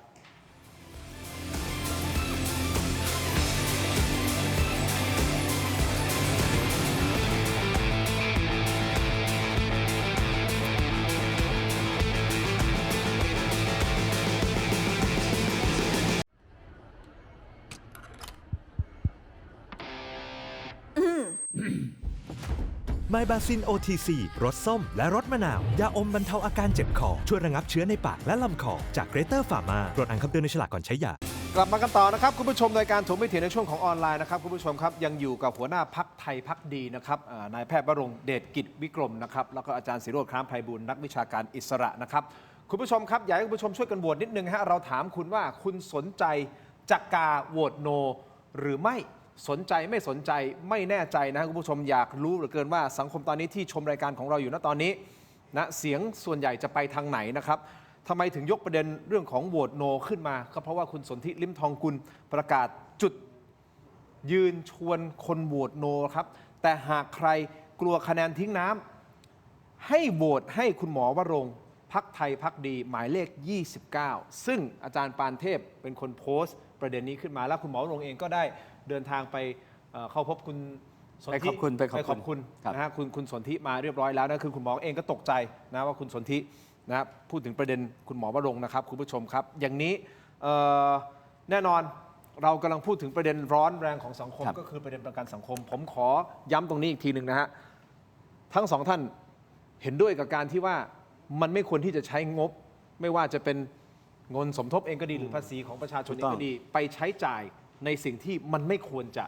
ที่มันฟุ่มเฟือยเกินไปที่มันฟุ่มเฟือยเกินไปไม่ว่าจะเป็นเรื่องของการตัดสูตรเรื่องของปากกานะเรื่องของปฏิทินหรืออะไรก็แล้วแต่นี่คือมุมมองของทั้งสองท่านเห็นตรงกันว่าเฮ้ยมันไม่ควรจะเกิดลักษณะเหตุการณ์แบบนี้เพราะฉะนั้นนี่คือประเด็นของสำนักงานประกันสังคมที่คุณผู้ชมตอนนี้หลายคนสงสัยเหลือเกินว่าไอ้เงิน 2.8 ล้านบาทที่อยู่ในกองทุนเนี่ยเอาไปใช้จ่ายอะไรบ้างทำอะไรบ้างแล้วผลกำไรมันงอกเงยมากน้อยแค่ไหนทำไมมันดูไม่ชอบมาพากลในหลายๆโครงการหลายๆกรณีนั่นคือสิ่งที่เราพูดคุยกันอยู่มีผู้ประกันตนอยู่ทั้งหมด25 ล้านคนนะฮะในประเทศไทยใช่ไหมคุณหมอ25 ล้านคนผมถึงตั้งคำถามไปเพราะมีบางคนบอกว่าเราคือสื่อส้มผมก็งงเหมือนกันนะอาจารย์ศิโรจน์เราเป็นสื่อส้มยังไงการพูดเรื่องประกันสังคมไม่เกี่ยวกับสีเสื้อเลยครับเป็นเรื่องผู้ประกันตนทุกคนที่ถูกหักเงินเดือน ผมถึงบอกว่าเรากำลังเรียกร้องความเป็นธรรมถูกต้องไหมคุณหมอวรงค์เรียกร้องความเป็นธรรมให้กับผู้ประกันตน25 ล้านคนนะฮะมันเกี่ยวกับพรรคด้วยเหรอมันเกี่ยวกับสีส้มเวลารัฐบาลหักเงินเขาไม่ได้เลือกจากสีเสื้อคุณจะเป็นสีแดงสีเหลืองสีเขียวโดนเหมือนกันหมดทุกคนโดนครับถูกต้องไหมเรื่องนี้ไม่เกี่ยวกับสีเสื้อโอเคอาจจะมีบางคนคิดว่ามีบางพรรคพูดแต่ว่านั่นไม่ใช่ความผิดของพรรคที่พูดนะครับมันต้องถามกลับไปว่าพรรคอื่นทำไมมันไม่พูดทีนี้ขอเติมนิดนึงแล้วกันนะครับเมื่อกี้คุยกันเรื่องที่ไม่ควรทำแต่ดันทำมีอีกเรื่องหนึ่งผมก็คาใจนะครับเรื่องนี้เป็นเรื่องที่เกิดขึ้นปลายปีเหมือนกันนะครับปลายปีเนี่ยมันมีการประชุมครั้งหนึ่งซึ่งปกติปลายปีเราก็คาดหวังว่าจะเกิดเรื่องดีๆใช่ไหมทีมคุณหมอนะครับวันนั้นมีการประชุมวาระหนึ่งเข้ามานะครับซึ่งเป็นเรื่องที่ผมไม่คิดว่าจะมีใครค้าน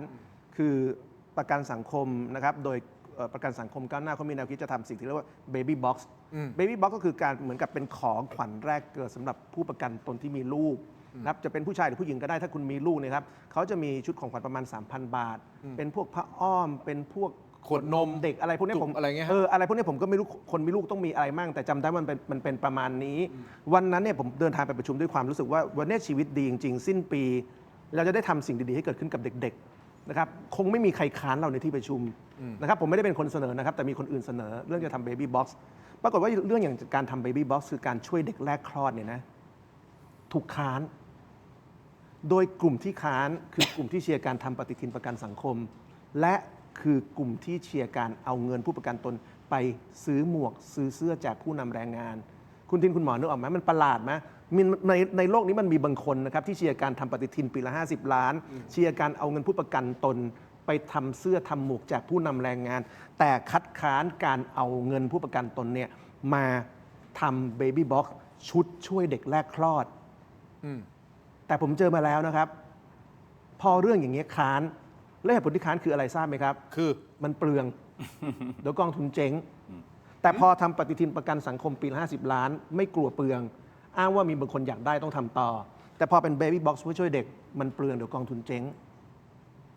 วันนั้นเป็นวันที่ผมรู้สึกชีวิตเลวร้ายสุด สิ้นปีเรื่องดีๆควรจะเกิดขึ้นกับเด็กที่เป็นลูกผู้ประกันตน แต่พอเสนอเข้ามาเนี่ยมีคนค้าน โดยคนค้านนะครับก็คือกลุ่มนายจ้างบางกลุ่ม ครับ ซึ่งไม่อยากให้มีการเลือกตั้งบอร์ดประกันสังคมแบบที่เป็นแบบปัจจุบันคือผู้ประกันตน1 คนเลือกได้ 7 คน คือในคณะกรรมการอนุกรรมการประกันสังคมชุดต่างๆ มันจะมีปัญหาหนึ่งคือ ครับ จะมีคนอยู่กลุ่มหนึ่งจริง ๆ ที่แบบพอทำปฏิทินประกันสังคมเชียร์ ครับ พอทำเสื้อทำหมวกแจกพวกผู้นำแรงงานเชียร์แต่พอจะเพิ่มสวัสดิการให้ลูกหลานผู้ประกันตนเนี่ยค้านแล้วคนเหล่านี้เป็นบอร์ดมีอาชีพเป็นบอร์ดแต่ไม่ใช่บอร์ดมืออาชีพ แล้วคนเหล่านี้มีอิทธิพลเหนือสำนักงานประกันสังคม โดยรัฐมนตรีสนับสนุนในบางยุคมาตลอดเวลา สิ่งที่อาจารย์ศิริวัฒน์พูดคุณหมอวรงค์ครับมันสะท้อนอะไร คือผม สะท้อนอะไรให้คุณหมอวรงค์และคุณหมอวรงค์จะแก้ปัญหานี้ยังไง ผมคิด ถ้า ว่า สมมติเกิดมีอำนาจในการ ในหลักคิดผมว่ามันคือความเลวร้ายของวิธีคิดของคนที่เข้าไปเป็นบอร์ดนะคือเราต้องเข้าใจว่าโครงการประกันสังคมเนี่ยมีผู้ประกันตน25 ล้านคน ดังนั้นอะไรก็แล้วแต่ที่สามารถซัพพอร์ตเพราะขณะนี้เขามีสิทธิประโยชน์อยู่ 7 อย่างอยู่แล้ว แต่อะไรในโอกาสที่เหมาะสมหรือโอกาสสำคัญเนี่ยถ้าสามารถมีงบประมาณที่จะเข้าไปดูแลผู้ประกันตนนั่นคือเป้าหมาย คือประกันสังคมเนี่ยต้องดูแลที่เป้าหมายก็คือเป้าหมายก็คือผู้ประกันตน25 ล้านคน ถูก ที่ ครั เขา บ ได้ประโยชน์ ถ้าเขามีลูกมีหลานขึ้นมาเนี่ยเพราะสิทธิในการดูแลไอ้การตั้งท้องการคลอดลูกอะไรมันก็เป็นสิทธิประโยชน์ที่เขามีอยู่แล้วใช่ไหมอะไรที่จะเข้าไปดูแลสิทธิประโยชน์เพิ่มเติมให้เขาได้ผมว่าเราต้องสนับสนุนนั้นสิ่งที่ผมเห็นด้วยกับอาจารย์ไอ้พวกที่ว่าไปเป็นบอร์ดแต่ไม่ใช่บอร์ดมืออาชีพ แล้วจริงๆ แล้วด้วยหลักการของการเป็นบอร์ดมันควรจะกำหนดวาระที่ชัดเจน เรื่องนี้ไม่ใช่เฉพาะประกันสังคมนะแม้แต่สปสชที่ผมไปตามเรื่องคล้ายๆกัน คือบางคนเป็นบอร์ดตลอดยาวเป็น10 ปีเลย ใช่แล้วไม่มีความรู้ความสามารถ หมุน ด้ ไป วย หมุนมาอย่างเงี้ยคืออย่างน้อยกฎหมายอย่างเงี้ยมันต้องแก้ให้ชัดเจน ว่าคุณเป็นบอร์ดสมมติว่ากำหนดไว้ไม่เกิน2 วาระต้องจบนะ คุณไม่มีสิทธิ์ที่หมุนไปอยู่บอร์ดอื่นบอร์ดย่อยบอร์ดอนุบอร์ดอะไรเนี่ยมันคงต้องจบเพราะว่าสังคมมันมีคนเก่งๆคนใหม่ๆเข้ามาเยอะนั้นความเห็นผมแม้แต่ที่ผมเคยไปตามเรื่องสปสชผมคิดตรงกันคือ คนที่มีวาระดำรงตำแหน่งของบอร์ดถ้ากำหนดไว้2 วาระต้องจบที่2 วาระไม่มีสิทธิ์โยกหมุนไปอยู่ในบอร์ดอื่นๆควรจะเปิดโอกาสให้คนใหม่ๆ ที่มีความรู้ความสามารถเข้ามาทำหน้าที่ในการบริหารประกันสังคมบ้าง นี่คือการแก้ที่โครงสร้างอันนี้ คือ คือ อย่างน้อยอันนี้คือจุดโครงสร้าง แต่ผมก็อยากต้องย้ำนะว่าหัวใจสำคัญของระบบกองทุนทั้งหมดรวมทั้งราชการด้วยมันหนีไม่ต่างกันเท่าไหร่คือทุจริตและประพฤติมิชอบ มันอยู่ตรงนี้แค่นี้เอง แต่เคสประกันสังคมมันละเอียดกว่านั้นคุณหมอ มันไม่ใช่ทุจริตโดยตรงไง มันมีช่องว่างให้ออกมติที่ถูกกฎหมายแล้วทำเรื่องซึ่งไม่ควรทำ คือมันต้องแก้กฎหมายไงอาจารย์ อืม คือถ้าเราไปดูในข้อกฎหมายอะไรที่เปิดโอกาสให้กระทำในสิ่งที่ไม่ควรทำเนี่ยผมคิดว่าเรื่องนี้สำคัญนะบังเอิญผมไม่ได้อ่านกฎหมายประกันสังคมมาก แต่หลักคิดมันมีอยู่ว่าทำยังไงก็แล้วแต่ที่จะสามารถควบคุมในการใช้จ่ายเงิน เพื่อเป้าหมายผู้ประกันตน อะไรก็แล้วแต่ถ้าเป็นผู้ประกันตนมันยังพอรับฟังได้ เพราะเป็นเงินของเขา แต่ถ้าคุณทำไปเพื่อเอาหน้าเอาตาหรือเป็นสวัสดิการของผู้บริหารระดับสูงมันไม่ได้มันเอาเงินของเขามาผู้ยืมพยายามอย่างนี้ขนาดนี้ไม่ได้งั้นผมคิดว่าในความเห็นผมอยากจะรื้อหลายมาตราที่ทำให้ผู้ประกันตนเสียประโยชน์ ถ้าอะไรก็แล้วแต่ที่ทำให้ผู้ประกันตนได้รับประโยชน์อะผมว่านี่คือเป้าหมายของกองทุนประกันสังคม ก็คือไปปรับ ผมเชื่อว่าต้องไปแก้กฎหมาย เพื่อให้เขาไม่สามารถที่จะทำตามอำเภอใจได้ ถูกต้อง ถูกไหม แล้วหัวใจสำคัญคือ ง่าย ผมไปอ่านในระหว่างที่ว่างๆเนี่ยที่นั่งรอเข้ารายการไปอ่านว่ากองทุนที่ซักเซสของโลกอะอย่างญี่ปุ่นเป็นกองทุนประกันสังคมที่ใหญ่ที่สุดในโลก มูลค่าเขาหลักทรัพย์เขาประมาณ 65-66 ล้านล้านของเราแค่ประมาณ 2.85 ล้านล้านมันแตกต่างกันลิบลับ หลักเขาชัดเจนเลยว่าบอร์ดบริหารกำหนดนโยบาย นี่คือบอร์ดบริหาร ในส่วนบอร์ดปฏิบัติโดยเฉพาะเน้นเรื่องการลงทุน สุดท้ายประกันสังคมก็หนีไม่พ้นเรื่องการลงทุน ฝ่ายบริหารฝ่ายการเมืองต้องไม่มีสิทธิ์เข้ามาแทรกแซง งั้นผมว่าอนาคตประเทศไทยต้องเป็นอย่างนี้คือบอร์ดเพื่อการลงทุนนี่เขาก็ต้องตัดสินใจเรื่องการลงทุนแบบอิสระ และต้องมีมืออาชีพเข้ามาเกี่ยวข้อง ไม่ว่าจะเป็นนักคณิตศาสตร์ประกันภัยนักแล้วแต่เป็นรายละเอียด งั้นสำคัญคือฝ่ายการเมืองแค่คุมนโยบายต้องไม่มาแทรกแซงเรื่องการบริหารของกองทุนในเรื่องการลงทุน โอเค อย่างเงี้ยคุณผู้ชมครับ เดี๋ยวผมขอไปต่อเรื่องของประเด็นของคุณไอซ์รัชนกศรีนอกนะครับ ที่มีการโพสต์เรื่องของการนั่งเครื่องบิน First Class นะฮะอันนี่ต้องให้ความเป็นธรรมกับคุณพิพัฒน์ด้วยนะครับ อย่างนี้ฮะผมทวนสั้นๆนิดเดียวนะฮะคุณไอซ์โพสต์เปิดรายชื่อคุณพิพัฒน์รัชกิจประการ ซึ่งเป็นอดีตรัฐมนตรีว่าการกระทรวงแรงงาน โดยอ้างว่าเป็นบุคคลที่กล้าใช้เงินผู้ประกันตนนั่งเครื่องบิน First Class แต่ต่อมาได้มีการแก้ไขข้อความว่าคุณพิพัฒน์รัชกิจประการไม่เคยนั่ง First Class เคยนั่งแต่ Business Class สำหรับคนที่สงสัยนะครับว่าใครบ้างล่ะที่สามารถใช้เงินของผู้ประกันตนนั่งเครื่องบิน First Class และ Business Class ซึ่งใบละหลายแสนบาทนี่นะครับไปดูงานเนี่ยมี2ตำแหน่งด้วยกันนะที่ใช้ได้ก็คือระดับปลัดกระทรวงแรงงานนะกับระดับรัฐมนตรีซึ่งในประเด็นนี้นะครับพอคุณไอซ์โพสต์ไปปั๊บเมื่อวานนี้เองนะฮะคุณพิพัฒน์รัชกิจประการรองนายกรัฐมนตรีว่าการกระทรวงคมนาคมขออภัยถูกฮะกระทรวงคมนาคมอันนี้ให้ความเป็นธรรมกับท่านนะฮะท่านโพสต์ Facebook ชี้แจงข้อเท็จจริงบอกว่าทุกครั้งในการเดินทางประชุมจะเลือกนั่งเฉพาะ Business Class เท่านั้นยึดหลักใช้เงินกองทุนประกันสังคมแบบประหยัดและเท่าที่จำเป็นเพราะรู้ว่าเป็นเงินผู้ประกันตนพร้อมทิ้งท้ายนะครับจะทำหน้าที่ด้วยความซื่อสัตย์สุจริตและมุ่งมั่นทำงานเพื่อประโยชน์ของประชาชนต่อไปนี่นะฮะท่านบอกว่ายึดหลักใช้เงินกองทุนประกันสังคมแบบประหยัดเท่าที่จำเป็นหลายคนก็อาจจะฟังแล้วรู้สึกว่าท่านก็มีเหตุผลไม่ได้นั่ง First แต่ในเวลาเดียวกันก็เกิดคำถามเหมือนกันเนาะ Business Class มันก็ไม่ได้ถูกนะมันก็ไม่ได้ถูกมันก็เป็นแสนเหมือนกันนะครับมันก็เลยบางคนก็รู้สึกว่ามันย้อนแย้งในตัวเองเหลือเกินในประโยคนี้ไม่แน่ใจว่าท่านโพสต์ออกมาแบบนี้มันจะทำให้สถานการณ์หรือการมองมันดีขึ้นหรือเปล่าอย่างนี้ผมว่ามันสะท้อนอย่างนี้คือว่าในโลกของนักการเมืองนะครับในโลกของรัฐมนตรีนะครับหรือว่าในโลกของสสหรือสวในบ้านเราเนี่ยคนเหล่านี้เขาอยู่ในโลกแบบนี้กันจริงไงคุณทินคือเขาคิดว่าเมื่อเขาได้เป็นนักการเมืองนะครับเขามีสิทธิ์จะนั่ง First Class หรือ Business Class ถ้าเขาไม่นั่ง First Class มันถือว่าเป็นเรื่องยิ่งใหญ่แล้วที่พวกเราจะต้องสำนึกว่าผมไม่นั่ง First Class ผมนั่ง Business แต่ผมเป็นประชาชนเกิดมาผมก็ไม่เคยนั่ง Business นะครับแล้วผมว่าคนไทยค่อนประเทศหรือเกินประเทศขึ้นเกิน 80% ของประเทศในชาตินี้เราก็ไม่เคยนั่ง Business สำหรับผมซึ่งเป็นประชาชนแล้วเสียภาษีให้พวกคุณเนี่ยครับผมคิดว่าแม้กระทั่ง Business คุณก็ไม่ควรนั่งเลยนะครับถ้าตูดขอโทษนะครับก้นประชาชนธรรมดาอย่างพวกเรานั่งเครื่องบินเนี่ยนะครับเรานั่ง Economy Class ได้แล้วไอ้ก้นของนักการเมืองไอ้ก้นของรัฐมนตรีไอ้ก้นของพวกปลัดนะครับขอโทษก้นของผบทบผบทรผบทั้งหลายด้วยเนี่ยนะครับก้นเหล่านั้นมันเป็นก้นเทวดาหรือไงก้นเหล่านั้นมันใหญ่มากจนมันสัมผัสเบาะแบบคนธรรมดานั่งไม่ได้หรือไงคุณเป็นฝีที่ก้นเหรอคุณต้องนั่งเก้าอี้เทวดานะครับอย่ามาอ้างว่าไม่ได้นั่ง First Class ผมนั่งแค่ Business ก็เงินประชาชนผมเรียกร้องอย่างนี้เลยนะครับยังไงฮะนักการเมืองทุกคนสสสวปลัดผบตรผบทรทุกหน่วยงานข้าราชการด้วยนะครับ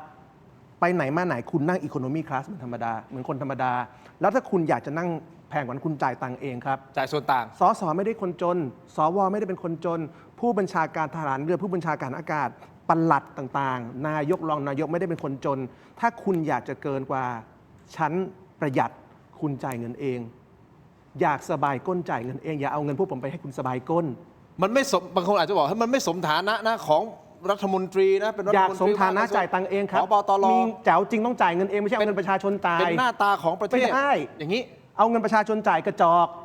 คนเอาเงินชาวบ้านจ่ายให้ก้นตัวเองคนกระจอกคนเจ๋งจริงเอาเงินตัวเองจ่ายจริงครับอยากนั่งหรูแต่จ่ายให้เงินประชาชนจ่ายอย่างเงี้ยคนกระจอกแต่เป็นตัวแทนประเทศนะตัวแทนรัฐบาลตัวแทนประเทศก็ต้องอยู่แบบประชาชนครับประชาชนแค่นั่งชั้น3เนี่ยยังไม่ค่อยมีตังค์กันเลยยังต้องนั่งรถทัวร์กันแล้วคุณเป็นตัวแทนประชาชนแต่คุณอยู่แบบเทวดาถ้าอย่างนี้ไม่ต้องมาเป็นตัวแทนประชาชนคือเลิกคิดสักทีไอ้ความคิดว่าผมเป็นสสเป็นสวผมต้องนั่งอย่างต่ำ business เลิกทุเรศคือหมอลองคิดยังไงถ้าถามความเห็นผมเนี่ยผมนั่งได้หมดนะผมนั่งหลังรถกระบะมาเยอะแล้วนั่งหลังรถปิกอัพมาเยอะแล้วชีวิตผมเนี่ยคือผมไม่ได้วิตกกังวลอย่างนี้แต่ผมคิดว่าถ้าเราคิดว่ามันไม่เหมาะสมผมไม่ได้ซีเรียสจริงๆนะ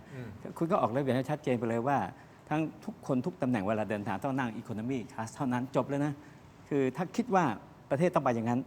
จริงๆอันนี้ผมไม่ได้วิตกกังวลอะไรกับเรื่องพวกนี้เลยผมพร้อมที่จะนั่งได้ทุกคลาสเลยหรือแม้แต่นั่งรถไฟผมก็นั่งได้ไม่มีปัญหาแต่เพียงแต่ว่าถ้ามองในเชิงหลักอย่างสมมติว่ากองทุนที่มาช่วยบริหารของประกันสังคมเนี่ยมันก็ต้องมีอยู่แล้วคืออย่างหลักธุรกิจเขาเนี่ยถ้าเกิน4 ชั่วโมงเขาให้นั่ง business class นี่คือหลักสากลคือผมก็แฟร์นะถ้าคุณจะออกระเบียบว่าถ้าเกิน4 ชั่วโมงให้นั่ง business class ได้อันนี้เป็นหลักสากลทุกบริษัททั่วโลกเนี่ยปฏิบัติเหมือนกันหมดแต่ถ้าเราเห็นว่าประเทศยังแย่อยู่คุณก็ออกระเบียบมาผมก็พร้อมที่จะยกมือให้ด้วยนะสสทุกคนต้องนั่ง business ต้องนั่ง อีโคโนมีคลาสเวลาเดินทางไปต่างประเทศต้องอีโคโนมีคลาสเท่านั้น แล้วข้าราชการทุกระดับต้องอีโคโนมีคลาสเท่านั้น แต่ถ้าใครจะจ่ายส่วนเกินไปนั่ง มันเรื่องของเขา ก็เป็นเรื่องของ งิน เขาผมพร้อมนะผมยินดีผมไม่มีปัญหาเลยเพราะผมว่ามันเป็นเรื่องมันก็อยู่ที่ประชุมส่วนใหญ่ผมไม่มีปัญหา แต่เพียงแต่ว่าผมเนี่ยเป็นคนเคารพกติกาตรงนี้ถ้าหลักสากลเขาบอกว่า4 ชั่วโมงขึ้นไปทั่วโลกยอมรับนั่งบิสเนสคลาสได้ ผมก็ไม่ปฏิเสธนะแต่ถ้าประเทศไทยขณะนี้ยังแย่อยู่ อย่าไปรบกวนเงินภาษีเงินของพี่น้องที่เขาประกันตนจ่ายเข้ามา ต้องอีโคโนมีคลาสนั้นผมได้ไม่มีปัญหา หลักนี้น่าคิดเหมือนกันนะ เพราะว่าเรายึดหลักสากลสมมติต่างประเทศเขาใช้อย่างนี้ใช่ไหมรัฐมนตรีของประเทศนู้นประเทศนี้ไม่เกิน4 ชั่วโมงก็นั่งอีโคแต่ถ้าเกิน4 ชั่วโมงถ้าเป็นรัฐมนตรีระดับรัฐมนตรีนั่ง business class ได้อย่างเงี้ย ผมว่าหลักสากล หลักนี้ หลายประเทศไม่ได้เป็นแบบนี้นะครับ อ๋ออั อันที่หนึ่ง ผมไม่ทราบ ไม่เหมือนกันไม่เหมือนกันนะครับอันที่หนึ่งอันที่สองคือผมคิดว่ามันมีหลักสากลหลายอย่างที่ต่างประเทศเขาทำกันดีๆแล้วเราก็ไม่ทำ โอ ใช่ เค ไหมครับเพราะฉะนั้น ไม่เกี่ยวกับเรื่องนี้นะ ไม่เกี่ยวมันมีหลักสากลหลายเรื่องมากที่ดีแล้วประเทศเนี่ยเราเนี่ย ไม่ เรื่องที่ อาจารย์ ไม่ ต้องคุย ทำอันนี้ไม่ได้ว่าคุณหมอนะ อ่า ไม่ใช่อันนี้ตอบที่คุณทีนถามดู อ่า เดี๋ยวเหมือนว่าคุณหมอแต่ผมบอก ไม่ได้ว่าคุณหมอ ไม่ใช่ แต่ว่าเรื่องหลักสากลเนี่ยบ้านเรามันชอบอ้างแบบเรื่องปฏิบัติ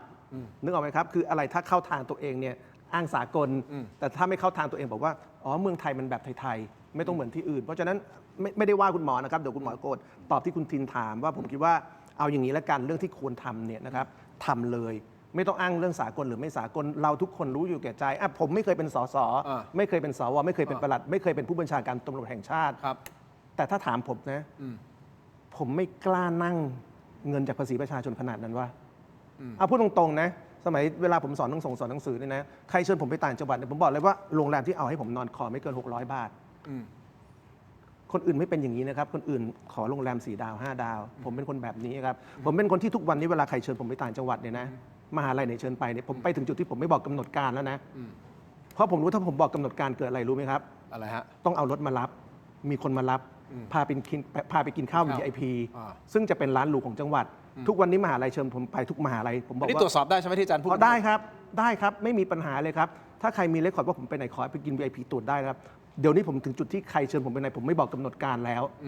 วเพราะผมไม่อยากมาเถียงหน้างานว่าเฮ้ยผมไม่อยากนั่นผมไม่บอกกำหนดการใครเลย จบปัญหาไปถึงผมดีของผมเองกินข้าวต้มอะไรของผม อา ไป จารย์ผมขออนุญาตนิดเดียวนะครับ เชิญครับ เพราะว่าผมมองว่าเรื่องนี้มันเป็นเรื่องที่คือบังเอิญอะสมัยตอนที่ผมเคยเป็นสสบังเอิญสสทุกคนก็นั่ง business class นะแต่ผมกำลังจะคิดว่า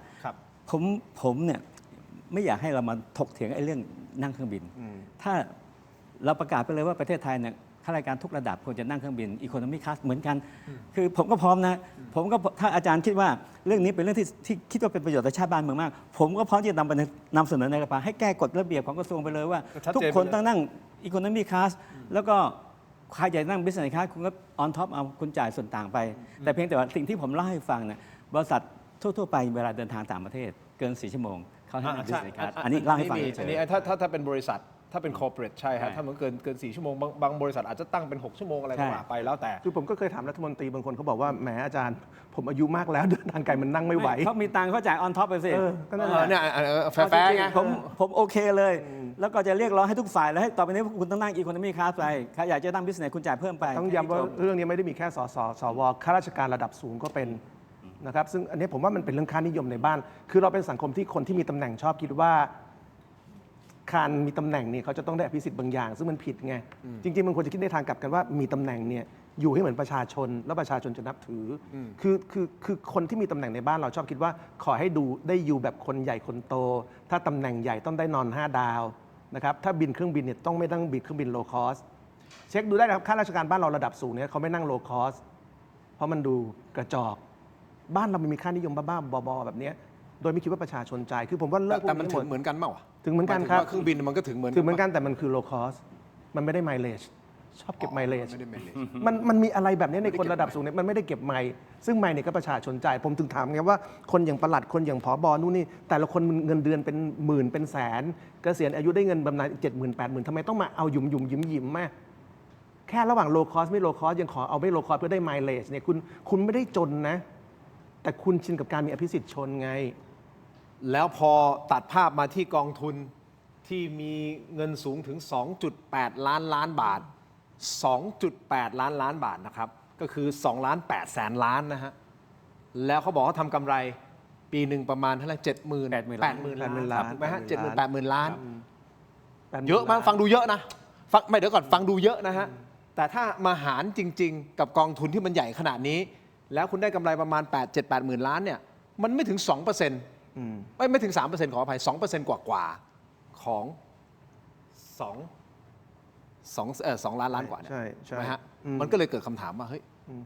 ตกลง คืออย่างนี้ผมว่าแยกสองเรื่องนะครับเรื่องผลตอบแทนของการลงทุนเนี่ยผมเข้าใจว่าตัวเลขที่ผมเคยรู้เมื่อ 4-5 ปีก่อนเนี่ยมันอยู่ที่ 5%นะครับอันนี้เป็นตัวเลขที่ฝ่ายการลงทุนนะครับเขาเคยเปิดเผยมาอยู่ที่ 5%แต่ไอ้ตัวเลขที่ประมาณ 80,000 กว่าล้านเนี่ยมันเป็นตัวเลขที่บอร์ดคนหนึ่งไปโพสต์ในไลน์กลุ่มที่มีการด่าว่าสื่อเฮงซวยคือปัญหาคือ ผมก็สื่อเฮงซวยด้วยหรือเปล่าผมเป็นสื่อเหมือนกัน คือในสายตาบอร์ดคนนั้นทั้งประเทศก็คงเฮงซวยหมดนะครับท่านดีอยู่คนเดียวนะครับผมไม่รู้ว่ามันเป็นเพราะบอร์ดท่านนั้นเนี่ยไม่มีความรู้มากเกินไปหรือเปล่าเอาอย่างนี้แล้วกัน ทำไม ก็คือถ้าดูหลายๆเรื่องที่ท่านแสดงความเห็นทั้งในที่ลับและที่แจ้งเนี่ยนะครับบอร์ดท่านเนี้นะครับซึ่งเมื่อกี้เรามีภาพท่านด้วยเนี่ยท่านอยู่ในบอร์ดอนุไอทีด้วยนะครั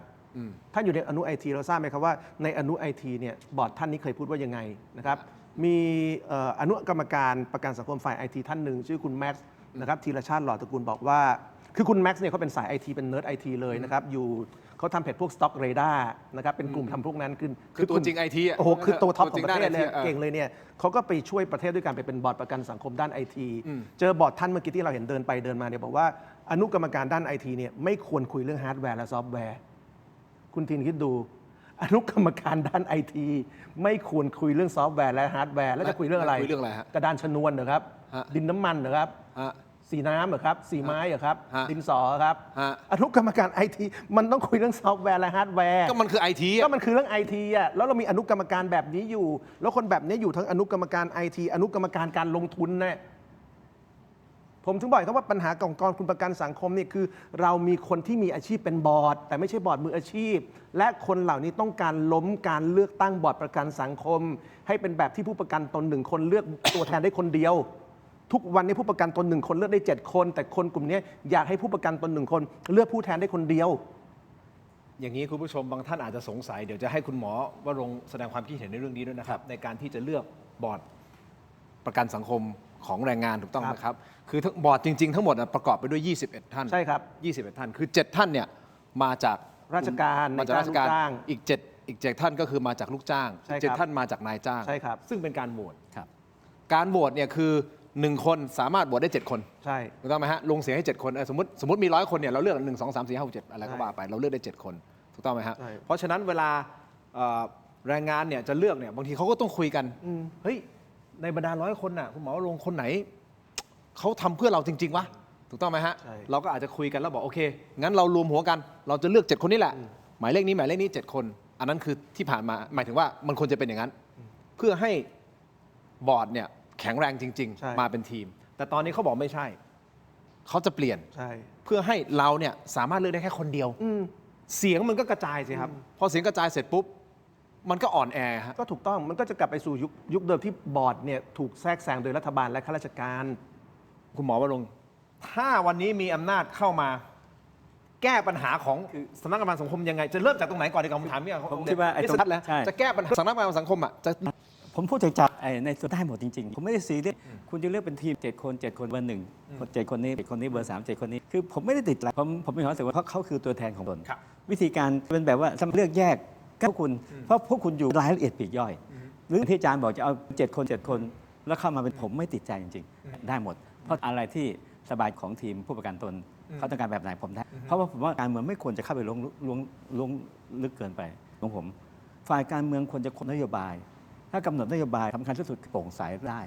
หลักที่ผมมีเพียงแต่อะไรที่เป็นอุปสรรคในการที่น้องพูดเราต้องจัดการอะไรที่เป็นปัญหาที่ทุจริตคอร์รัปชันการผมคิดว่าอันเนี้ยรายละเอียดปลีกย่อยเนี่ยผมไม่ติดใจ ได้หมดจริงๆ7 คนผมก็ไม่เห็นก็ได้ไม่เห็นอะไร งั้นโอเค ถ้าอย่างนี้งั้นผมยกเป็นตัวอย่างมันจะได้อย่างปฏิทิน 50 ล้านเนี่ เห็ ย นด้วยจริงถ้าผมมีอำนาจผมก็จะช่วยโหวตกับ แต่ฝั่งที่เขาจะให้ทำคือว่าปฏิทินเนี่ยมีรูปในหลวงเพราะฉะนั้นใครไม่เห็นด้วยล้มสถาบัน ไม่ได้ มันมีผม คือ เจอมาแล้ว มันเกี่ยว คุณหมอ มันเกี่ยวไปเรื่อย จริงว่าการไม่เห็นด้วยกับปฏิทินคือคนล้มสถาบัน ผมว่า มีคนพูดอย่างนี้ นี้พูดไปเรื่อยโทษทีอาจจะพูดไม่ค่อยเพราะคือผมว่าเนี่ยมันต้องดูว่าเป้าหมายทำท่านเมื่อระวังไว้ชัดเจนผมคือสำนักงานที่จะต้องดูแลคน 25 ล้านที่เขาเป็นผู้ประกันตน การให้เขา มันต้องไปดูแล เพื่อ ใช่ ดูแลเขา ถ้าระวังเป้าหมายอะไรที่เป็นได้ประโยชน์กับเขาคุณไปแจกคนอื่นทำไม มันไม่ควรไปทำอะไรที่อื่น เพราะมีหน้าที่ดูแลผู้ประกันตน 25 ล้าน ผมก็เคยได้ข่าวเรื่องผมไม่เห็นด้วย หลายสิ่งหลายอย่างที่มีความรู้สึกว่าผู้ประกันตนเข้ามาได้ประโยชน์ ให้แปลกับเขามางั้นอะไรก็แล้วเขาได้ผมคิดว่ามันควรจะเป็นแบบนั้น และมีโอกาสที่จะเพิ่มสิทธิ์ให้เขาอย่างเงี้ยแปล แล้วโอเคไม่เห็นด้วยแต่คุณหมอคิดว่ามันมีความไม่ชอบมาพากลการต่างๆ แบบนี้ไหมครับ ที่สังคมเขาตั้งคำถามยกตัวอย่างเช่น ปากกานะสูตรเองก็ดีนั่งอะไรนะ50 ล้านและอาจจะมีโครงการอื่นๆนี่นะไปลงทุนอันนั้น แล้วผลตอบแทนเป็นอย่างที่คิดใช่ไหมซื้อตึก คุณหมอคิดว่าตรงเนี้ยมันมีความอาจจะมีความไม่ชอบมาพากลกับการทำโครงการนี้หรือไม่ครับ ผมเชื่อว่าถ้าให้ผมคาดเดามันน่าจะมีเปอร์เซ็นต์นะมันมีการทุจริตนะถ้าผมเดานะถ้าผมคาดเดาคนไปดำเนินการอาจจะมีผลประโยชน์เพราะเดี๋ยวนี้โครงการต่างยิ่งโครงการมันมีผลประโยชน์มีเงินใต้โต๊ะมันต้องจัดการปัญหาผลประโยชน์เกิดขึ้นแล้วอย่างที่เราพยายามย้ำกันอยู่เลยว่าประกันสังคมตั้งมาเพื่อดูแลผู้ประกันตนไม่ใช่ตั้งมาเพื่อดูแลผู้บริหารน่าจะเป็นคนอำนวยให้ผู้ประกันตนได้ โอเคถ้างั้นผมก็ย้อนคุณหมอแล้วครับว่าถ้าคุณหมอจะเริ่มต้นตรงไหนฮะกับสำนักงานประกันสังคมจะให้มันโปร่งใส ว่าเราต้องเอาเรื่องบอร์ด ยกตัวอย่างเช่นสำคัญคือต้อง บอร์ดอย่างเงี้ยผมเริ่มเห็นภาพแล้วทำ เราต้องจับที่บอร์ดอย่างน้อยเนี่ยบอร์ดที่มันควรจะต้องมีการปรับสัดส่วนและที่สำคัญที่สุดก็คือ 2 ปีไม่ใช่เอาคนที่ใหญ่ผมคิดว่ามันคล้ายๆกันหลายกองทุนมันมีปัญหาที่เยอะระบบการมันเซตคนที่ลากงอกกลายเป็นเจ้าของไปเลยโอเคเริ่มเห็นภาพงั้นอย่างน้อยโอเคแล้วว่าคนที่เป็นบอร์ดในกองทุนนี้นะวาระคุณไม่มีสิทธิ์ที่จะมูฟไปอยู่บอร์ดย่อยอนุอะไรนะจบแล้ว ควรจะเปิดโอกาสให้คนอื่นบ้างผมว่าอันนี้ชัดเจนอันนี้อันที่หนึ่งนะเวลาเมื่อถึงตรงนี้แล้วเนี่ย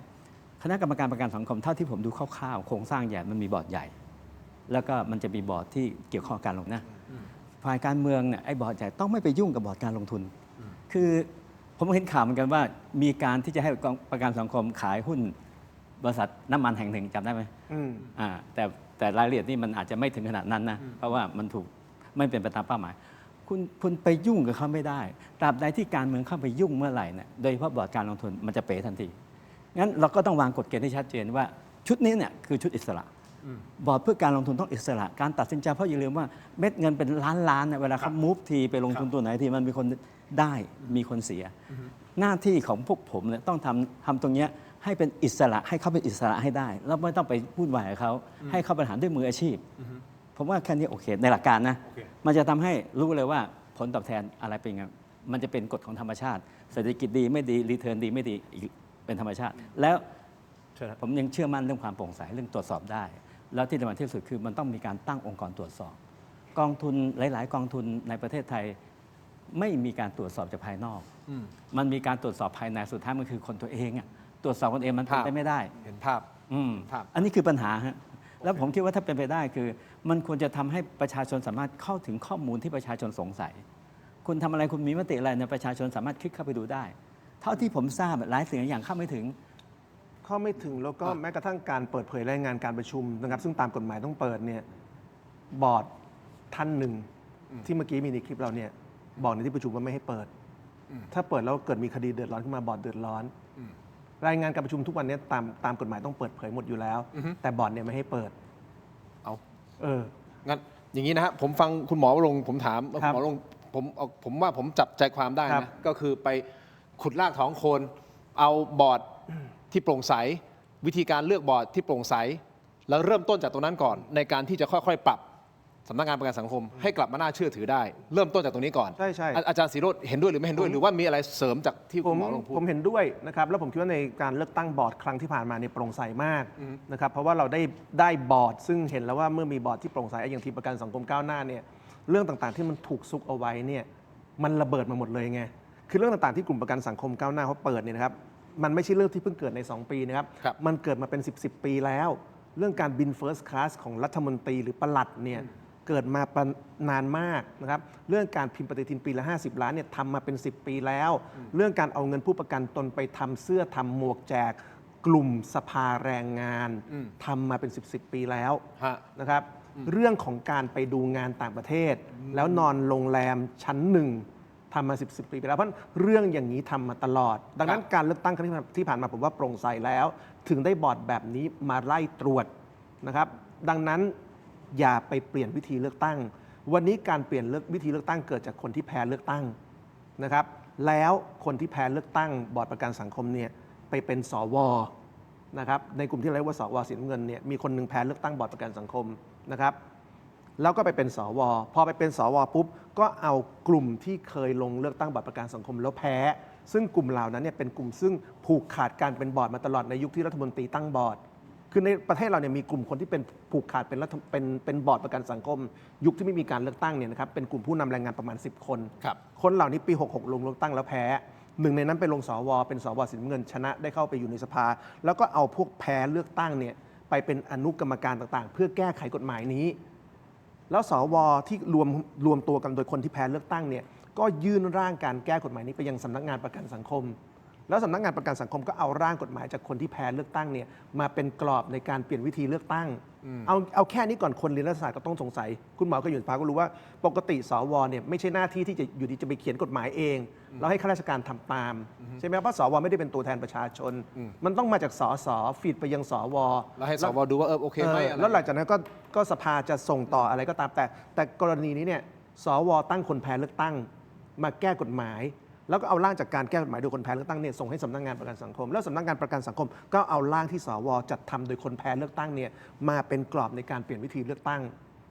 อย่างเงี้ยมันเกิดขึ้นมาได้ยังไงใช่ไหมทั้งหมดเนี่ยมันคือความพยายามจะเอาประกันสังคมเข้าไปอยู่ในอุ้งมือของข้าราชการบางคนและนักการเมืองบางคน ซึ่งอันนี้ตรวจสอบได้ใช่ไหมที่อาจารย์พูด ตรวจสอบได้เป็นข้อเท็จจริงเชิงประจักษ์คนที่เกี่ยวข้องก็ยอมรับว่าเขาทำจริงบันทึกก็มีแต่ละคนพูดไว้ว่ามีคนหนึ่งพูดอย่างนี้เลยว่าที่ต้องเปลี่ยนวิธีการเลือกตั้งเพราะว่ารอบที่แล้วเนี่ยนะครับมันมีบางทีมชนะมากเกินไป มันคิดกันอย่างนี้ครับคิดกันอย่างนี้ว่าเฮ้ยมีบางทีมชนะมากเกินไป เพราะฉะนั้นถ้าเป็นอย่างนี้คนอื่นไม่มีโอกาสเป็นบอร์ดได้เลยนึกออกไหมฮะคือเรามีการเลือกตั้งบอร์ดประกันสังคม ในกติกาที่ประกันสังคมก้าวหน้าเขาไม่ได้เป็นคนเขียน วันที่ประเทศนี้มีกติกาคือผมเนี่ยเป็นคนเรียกร้องกฎหมายประกันสังคมตั้งแต่เป็นนักศึกษานะครับมีรูปให้ดูด้วยถ้าจะเอาโชว์ มีไหม เฮ้ยผมมี เอาขึ้นหน่อย ผมเป็นนักศึกษาที่อดข้าวเรียกร้องกฎหมายประกันสังคม ใครที่คิดว่าผมอ้วนเนี่ยนะครับเดี๋ยวคุณทินดูแล้วกันผมเคยมีช่วงที่หุ่นดีะครับ ตอนนี้ก็หุ่นดี เฮ้ยตอนนี้สู้ทินไม่ได้ทินฟิตเนสทุกวัน โอ้ยเดี๋ยวๆมีภาพไหมมีภาพอาจารย์ นี่ นี่ เห็นไหมครับ นี่ ผมอดข้าวเรียกร้องกฎหมายประกันสังคม ตอนนั้นฝนตกหนักยังอดข้าวเลยผมห้าวด้วยเป็นนักศึกษาครับตอนนั้นเหมือนยุคนี้เลยคือเรามีสวเนี่ยเป็นทหารนะครับสสเนี่ยร่างกฎหมายประกันสังคมนะครับพวกผู้นำแรงงานก็ช่วยกันร่างนะครับพอไปถึงสวเหมือนยุคนี้เลยครับสวคว่ำกฎหมายประกันสังคม เราเป็นนักศึกษาก็เลยอดข้าวหน้าสภา จนกฎหมายประกันสังคมผ่านนะครับแล้วตั้งแต่ตอนนั้นเนี่ยก็คิดกันตั้งแต่ต้นว่ากฎหมายประกันสังคมเนี่ยมันต้องมีการเลือกตั้งผู้บริหารนะครับแต่รอมา 20 ปีถึงเพิ่งจะมีการเลือกตั้งผู้บริหาร รอมานานนะ รอมานานแล้วพอมีปุ๊บเนี่ยนะครับเลือกแค่ครั้งเดียว จะเปลี่ยนกติกาเลือกตั้งแล้วเพียงเพราะประกันสังคมก้าวหน้าชนะอย่างเงี้ยคือเรามีการเลือกตั้งซึ่งมันต้องมีคนชนะ การเลือกตั้งที่ไหนโลกมันต้องมีใครคนใดคนหนึ่งชนะ แต่ว่ามันดันมีคนแพ้เลือกตั้งบอกว่าเมื่อมีคนชนะกูเปลี่ยนกติกา เพราะมันชนะ แล้วเดี๋ยวกูแพ้แล้วคนอื่นไม่ได้เป็นบอร์ดลอจิกนี้มันมีที่ไหนในโลกครับ คุณแพ้คุณก็ไปทำความดีคนคุณเลือกคุณไม่ใช่บอกว่าพวกผมแพ้ต้องเปลี่ยนกติกา ไม่งั้นผมไม่มีโอกาสชนะ ประเทศนี้มันจะเป็นกันอย่างนี้อะครับคือพอเป็นเรื่องใช่ไหมพอเป็นเรื่องการเมืองไม่พอใจก็รัฐประหาร พอเป็นเรื่องประกันสังคมแพ้เลือกตั้งกูล้มกติกา แต่ผมไม่ได้เป็นบอร์ดอะไรกับเขานะแต่คนจะเข้าใจผิดนะอนุกรรมการชุดที่ผมอยู่เนี่ยค่าประชุมครั้งละ 2,000 3 ชั่วโมง 600 บาทนะครับน้อยมากไม่ได้มีผลประโยชน์อะไรเดี๋ยวจะเข้าใจผิดกัน นี่นะฮะแต่ที่แน่ๆอาจารย์มีคนมาคอมเมนต์อาจารย์นะรูปนี้ ว่าไงฮะ มีคอมเมนต์อะไรฮะสมัยนั้นอาจารย์ถือว่าหล่อมากนะคะ อ๋อ แล้วอาจารย์ตอบว่าตอนนี้ก็หล่อครับ อันนี้มันตลกจริงๆแล้วผมว่า คุณหมอลงเชิญครับ ผมคิดว่ามันมีมุมหนึ่งที่มันน่าจะออกกฎระเบียบที่ชัดเจนนะครับ ผมมีความรู้สึกว่าบางครั้งการใช้ดุลพินิจเนี่ยมันเป็นปัญหาเหมือนกัน อย่างเช่น สิทธิประโยชน์ของผู้บริหารและสิทธิประโยชน์ของบอร์ดสิทธิประโยชน์อะไรเนี่ยถ้ามันมีการออกกฎเกณฑ์ที่ชัดเจนจะได้ไม่ต้องมานั่งถกเถียงกัน เช่น สมมติว่าสิทธิประโยชน์ในการเดินทางให้นั่งอีโคโนมีคลาสเท่านั้น ก็คือ ให้มันชัดเจนไปเลย ชัดเจน ให้มันกติกามันจะต้องมานั่งถกเถียงกันนึกภาพออกไหมฮะผมคิดว่าถ้าอะไรก็แล้วแต่ที่วางกฎเกณฑ์ออกมาเนี่ยแล้วก็ให้เป็นระเบียบที่ชัดเจนในการปฏิบัติ ซึ่งมันมีรายละเอียดปลีกย่อยเยอะ ผมว่ามันจะง่าย แล้วทุกคนก็ปฏิบัติเหมือนกัน ก็ดีนะที่คุณหมอลงพูดประเด็นนี้ก็คือว่าเราก็ตั้งกติกาให้มันชัดเจนทุกคนมันจะได้รู้ไงว่าตกลงคืออะไรยังไง ใช่ ก็ไม่ใช่คลุมเครือไงพอคลุมเครือเสร็จปุ๊บแล้วก็นี่แหละเพราะได้ไม่ได้อะไรยังไงคราวนี้นะผมขออนุญาตนะกฎของอังกฤษกฎของอังกฤษหน่อยทีมงานผมไปหาข้อมูลมานะครับกฎของอังกฤษแบน first class 100% แม้แต่ข้าราชการระดับสูงก็ห้ามนี่นะครับบินต่ำกว่า5ชั่วโมงต้องนั่ง economy class ก็คือชั้นประหยัดเท่านั้นบินระหว่าง 5-10 ชั่วโมงอนุญาตให้นั่ง business class ได้เฉพาะกรณีที่มีเหตุจำเป็นก็คือตั๋วชั้นประหยัดเต็ม และเปลี่ยนเวลาเดินทางไม่ได้ เจ้าหน้าที่ต้องเริ่มทำงานทันทีที่ไปถึงมีเหตุผลด้านสุขภาพหรือความพิการให้นั่ง business class ได้ 5-10 ชั่วโมง บินเกิน 10 ชั่วโมงสามารถนั่ง business class ได้ แต่ต้องได้รับการอนุมัติก่อนอันนี้ที่มาที่ไปจากนี่ฮะ travel and subsistence cost ของ government UK ของอังกฤษเลยนะฮะ ครับ อันนี้เราได้มาจากข้อมูลจากเว็บของเขาเลยนะครับ อันเนี้ยชัด คือ คือบ้าน ถ้า เรา ออกเป็นกฎเกณฑ์ที่ผมว่ามันโอเคเลยนะ ใช่แต่ แล้วก็จะได้ไม่ต้องใช้ ดูเลยพินิจ ใช้ดุลพินิจแล้วมานั่งเถียงกัน ซึ่งผมว่าผมโอเคมากเรื่องพวกนี้ให้มันชัดเจน คือ ตรง ใน ไป บ้าน ตง เรา ม เนี่ยมันจะคิดอีกแบบว่าการนั่ง first class อย่างที่ผมบอกหรือการได้ VIP เนี่ยมันคือสิ่งที่แสดงความเป็น somebody ของบางคน แล้วคนตำแหน่งใหญ่ๆในบ้านเราเนี่ยมันเสพติดกับเรื่องนี้คือผมไม่รู้ว่าพวกนี้เขาเป็นคนมีปมด้อยหรืออะไรไงคุณหมอเขาจะต้องแบบต้องนั่ง first class ต้องนอนโรงแรม 5 ดาวอ่ะคือแบบมาจากครอบครัวที่ลำบากกันเหรอ ทั้งหมดทั้งมวลเหล่านี้คุณมาจากครอบครัวที่คุณมีปัญหาแล้วคุณต้องใช้ภาษีประชาชนเพื่อโอ้อวดว่าฉันได้นั่ง first class ฉันได้นอนโรงแรม 5 ดาว คุณมาจากความขัดสนเหรอ ไม่รู้อะ ผมก็ไม่เข้าใจคนพวกนี้แล้วคนที่เหล่านี้ที่ผมรู้จักส่วนใหญ่มาจากครอบครัวที่ดีด้วยนะครับบางคนเนี่ยเป็นครอบครัวข้าราชการใหญ่ๆ3 ชั่วคนแล้วเนี่ยมันเหมือนระบบบ้านเรามันมีความผิดบางอย่างที่แบบคนเหล่านี้คิดว่าการเป็นอภิสิทธิชนเนี่ยฉันต้องได้อะไรบางอย่างอภิสิทธิ์จากสังคมมาแล้วอย่าลืมว่าองค์กรอิสระอื่นๆก็เป็นอย่างนี้นะไม่ใช่ประกันสังคม เช่นขอโทษอย่างกสทชอย่างเงี้ยถ้าคุณเป็นผู้บริหารกสทชคุณได้เงินเดือนเป็นแสนคุณได้เงินตัดสูตรด้วยนะครับเงิน นี่ไงก็กำลังที่คุณหมอพูดมันไม่ใช่แค่ประกันสังคม คือผมบอกว่า ใช่ ถ้าเราออกเป็นกฎเกณฑ์ที่ชัดเจนลงไปเลยว่าสิทธิประโยชน์คุณควรจะได้อะไรบ้างอะไร แต่อย่าง ที่ เคสนั้นเนี่ยมันโอเคเคสอื่นๆมันเป็นเรื่องของการเอางบภาษีประชาชน แต่เนี่ยมันคืองบที่ล้วงจากประชาชนโดยตรงไงผมว่าเคสประกันสังคมเนี่ยคนโกรธเพราะว่าคือการล้วงตังค์จากเรา คนอื่นที่เขาทำเนี่ยเขาเอาเงินราชการไปอย่างไม่เหมาะสม แต่ประกันสังคมมันจงครึ่มคือล้วงเราเลย คือคุณล้วงเราไปนอน 5 ดาวอะแต่เราไม่เคยนอนอย่างคุณไง แต่สุดท้ายสุดมันก็คือเงินของประชาชน แต่ใช่ใจ ไม่ว่าจะ ผมนะ เป็นเส้นทางของภาษีหรือเงินสมทบแต่เงินสมทบเนี่ยมันชัดเจน มันเหยียบหน้าเราอะ เลย มันเหยียบหน้าเราชัดๆเลยอะ ผม อ จับ ย่าง ม เงี้ อย งว่าถ้าเราออกเป็นกฎเกณฑ์มันควรจะบังคับหมดอ่ะ ถูก ผมมีความรู้สึกมันคือเงินประชาชน ใช่แต่ เหมือน คุ กัน ณหมอเชื่อ คือเงินภาษีก็เงินประ ผ ชาช บ น ทบผบตรปลัดทั้งหลายไม่ยอมหรอก ไม่ถ้าเราออกเป็นระเบียบขึ้นมาเนี่ยก็คืออยู่ที่ผู้มีอำนาจเนี่ยในการออกเป็นระเบียบมาใช้บังคับทุกหน่วยงาน ผมเนี่ยเชียร์แต่คุณหมอลองนึกถึงผบทบเขาจะยอมไหมคุณหมอนึกถึงผบทบ เราไม่ต้องไปคิดแทนเขาสิเราก็คิดในหลักการ ไปนั่งไปนั่ง ใจผมไม่งั้นอ่ะ แต่ผมเชียร์ผมเชียร์ เราต้องมานั่งเถียงในเรื่องพวกนี้ผมมีความรู้สึกว่า คือถ้ามันชัดเจนไงมันจบไม่ต้องใช้ดุลพินิจ ครับ อย่างนี้ฮะคุณผู้ชมเดี๋ยวขอเบรกนิดนึง เบรกด้วยคลิปนี้หน่อยแล้วกันนะฮะคุณทวีศักดิ์พูดถึงประเด็นสื่อเฮงซวยหน่อยนะฮะว่าท่านพูดว่าอย่างไรฟังครับ กรณีสื่อแห่งซวยผมไม่ได้นำออกไป